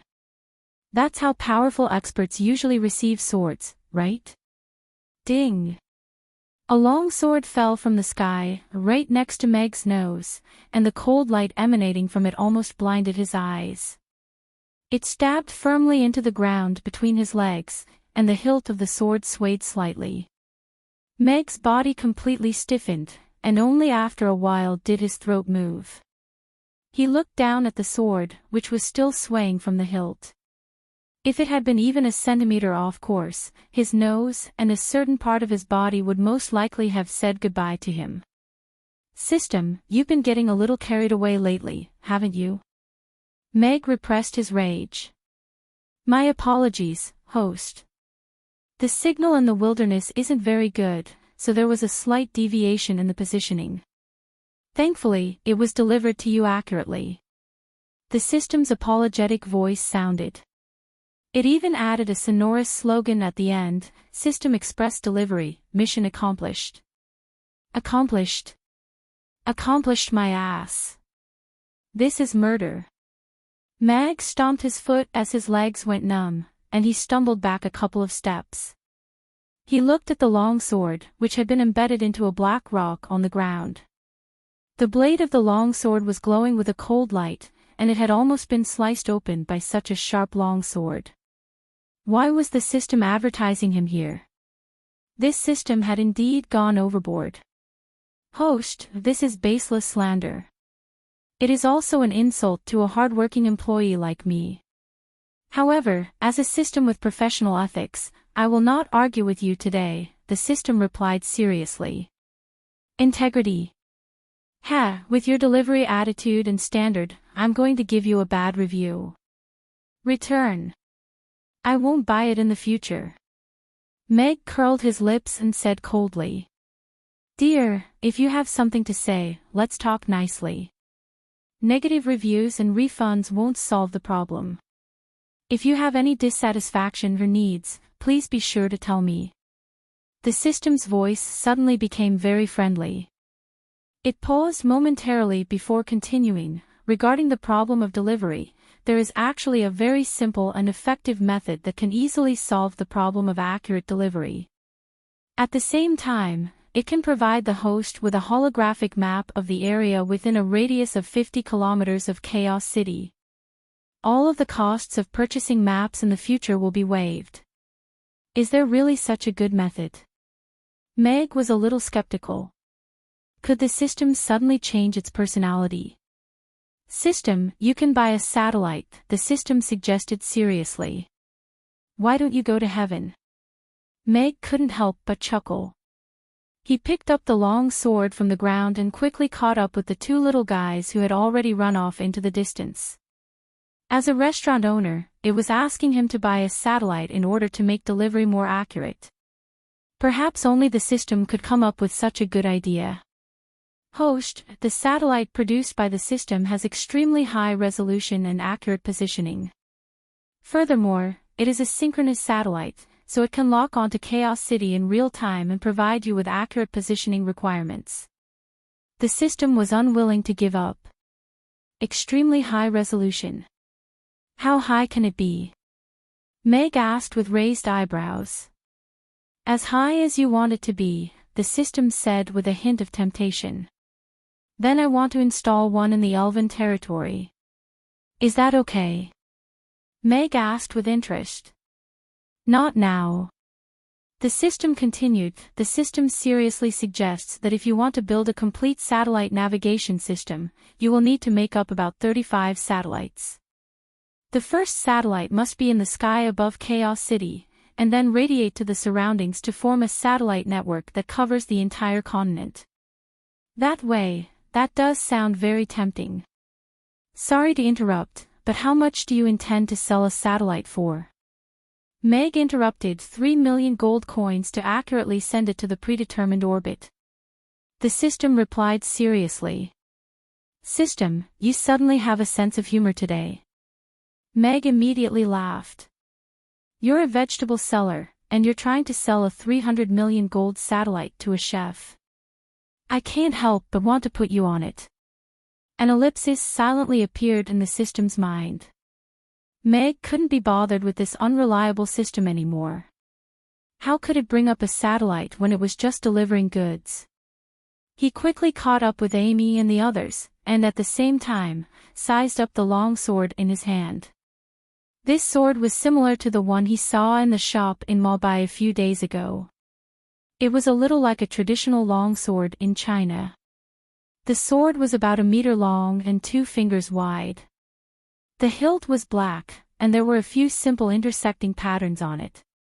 The straight body of the sword was silvery white, and there were no patterns at all. The black and white colors were very simple, and suited Meg's taste very well. The long sword was cool to the touch, and the thickness of the hilt was just right. It felt just right when he held it in his hand. It would have been too heavy if it had been too little. The system's tailor-made sword was indeed very reliable. It was even more fitting than Meg's sword, as if it was meant to be Meg's sword. Should I buy it? Meg suddenly had an idea in his mind, but he immediately shook his head. This must be a trap set by the system. It really did make the user experience the best. There was no need for advertising, and the user would want to buy it themselves. After recalling the 13 shadow forms in his mind, Meg casually swung the long sword in his hand at a small tree that was as thick as an arm. He thought that his movements would be a little sluggish since it was his first time using a sword. He didn't expect the long sword in his hand to slash at the small tree. It was so fast that Meg didn't even see how the sword moved. It was as if the sword move had been engraved in his body, and it had become a natural reaction. Gotcha! With a soft sound, the small tree that was as thick as an arm fell towards Meg. I've become a martial arts expert in an instant. Meg hurriedly dodged to the side. He stared dumbfoundedly at the long sword in his hand and the smooth cut made by the remaining half of the tree. It seemed to be much more powerful than he had imagined. With this sword, a level 1 knight would probably be chopped to death. Chapter 224. Hearing Amy's praise, Meg's expression suddenly turned serious. He calmly sheathed his sword and nodded. It was just a small test. But father, isn't that a sword? Amy asked, puzzled. Yes, it's just a metaphor. Meg cleared his throat upon seeing this. He was rather surprised by the speed and power of this sword strike. Alex had practiced this sword strike countless times in the past, and his body had already memorized the angle from which the sword strike should be unleashed, as well as the strength and speed with which it should be unleashed. Meg had originally planned to run to the balcony every night to secretly practice the sword so that he could learn the sword techniques in his mind as soon as possible, but now it seemed that he didn't need to work so hard.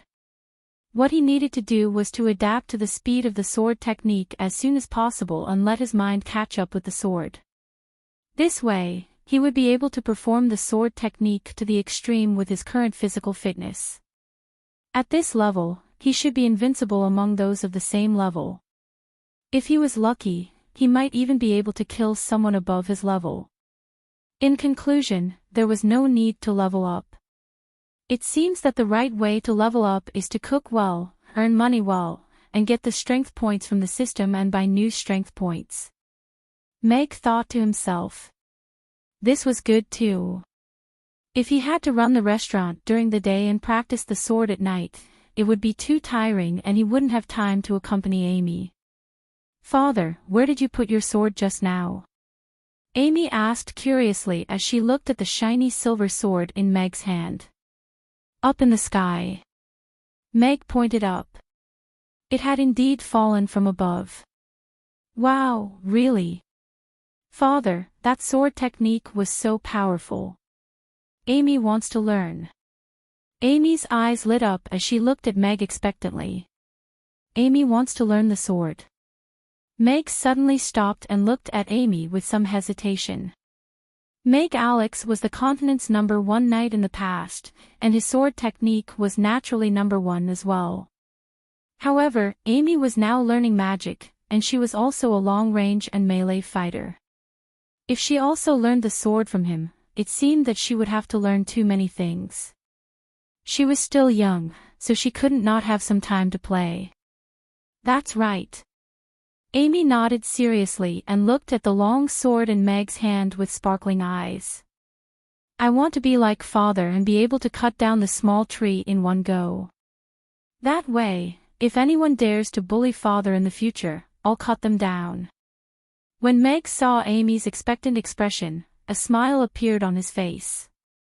He nodded and said, All right, I'll teach you when we get back. But you'll only practice for a while every day, and you're not allowed to tell anyone after you've practiced. Not even Master Halfbeard or Master Julian? Amy asked. Yeah, even Big Sister Mia can't do it. Now is the time to tell our little secret. When Amy's learning gets better, we'll suddenly tell them. They'll definitely be very surprised. Meg nodded seriously. Giving his daughter more self-defense skills was probably something that every father wanted to do. Only when he was strong enough would he not have to worry about his daughter being bullied outside. As for bullying others, Amy wasn't that kind of child. In any case, it was better than being bullied. This was a selfish thought that Meg had as a father. All right, I'll keep that in mind. Amy nodded seriously. Good girl. Meg stroked Amy's hair with a smile. He looked at Ugly Duckling, which was resting its chin on Amy's leg after running around tiredly. He opened the bag and took out a cup of water for the two little ones to drink. Then, he hung the cup on his waist and put Ugly Duckling directly into the small bag. Only its little head poked out of the bag. Meow, Ugly Duckling looked around curiously before finding a comfortable position to lie down in. Meg is tired too. I want to carry her, Amy also said to Meg with her arms open. Alright, come on up. Meg squatted down with a smile. It was the first time the two little ones went out of the city, and they were tired from chasing a butterfly. Amy jumped onto Meg's back and wrapped her arms around Meg's neck. She shouted happily, "Let's go! Let's go!" Amy stood up with her long sword and strode quickly toward Stranglethorn Vale. The little one was only a little over 20 kilograms, so carrying her on his back was not heavy at all. Listening to her chirping in his ear, he felt more and more energetic. Stranglethorn Vale was about 5 kilometers away from the city gate, and a road about 2 meters wide had been created by the passing mercenaries. The road had been washed away by the rain, and there were many large footprints of different depths. They were even larger than those of elephants, and should have been left behind by trolls. Occasionally, a mercenary on horseback would pass by, and they couldn't help but turn around to take a few glances. It was really rare to see someone carrying a little lowly on his back on a mission. However, Meg was carrying a long sword this time, so he didn't receive a lot of disdain. About half an hour later, a large valley appeared in Meg's sight. Two towering mountains were adjacent to each other, forming a valley. The closer one got to the mouth of the valley, the steeper the stone walls became. The mouth of the valley formed a spectacular sight, and there was only a 3-meter-wide passage through it.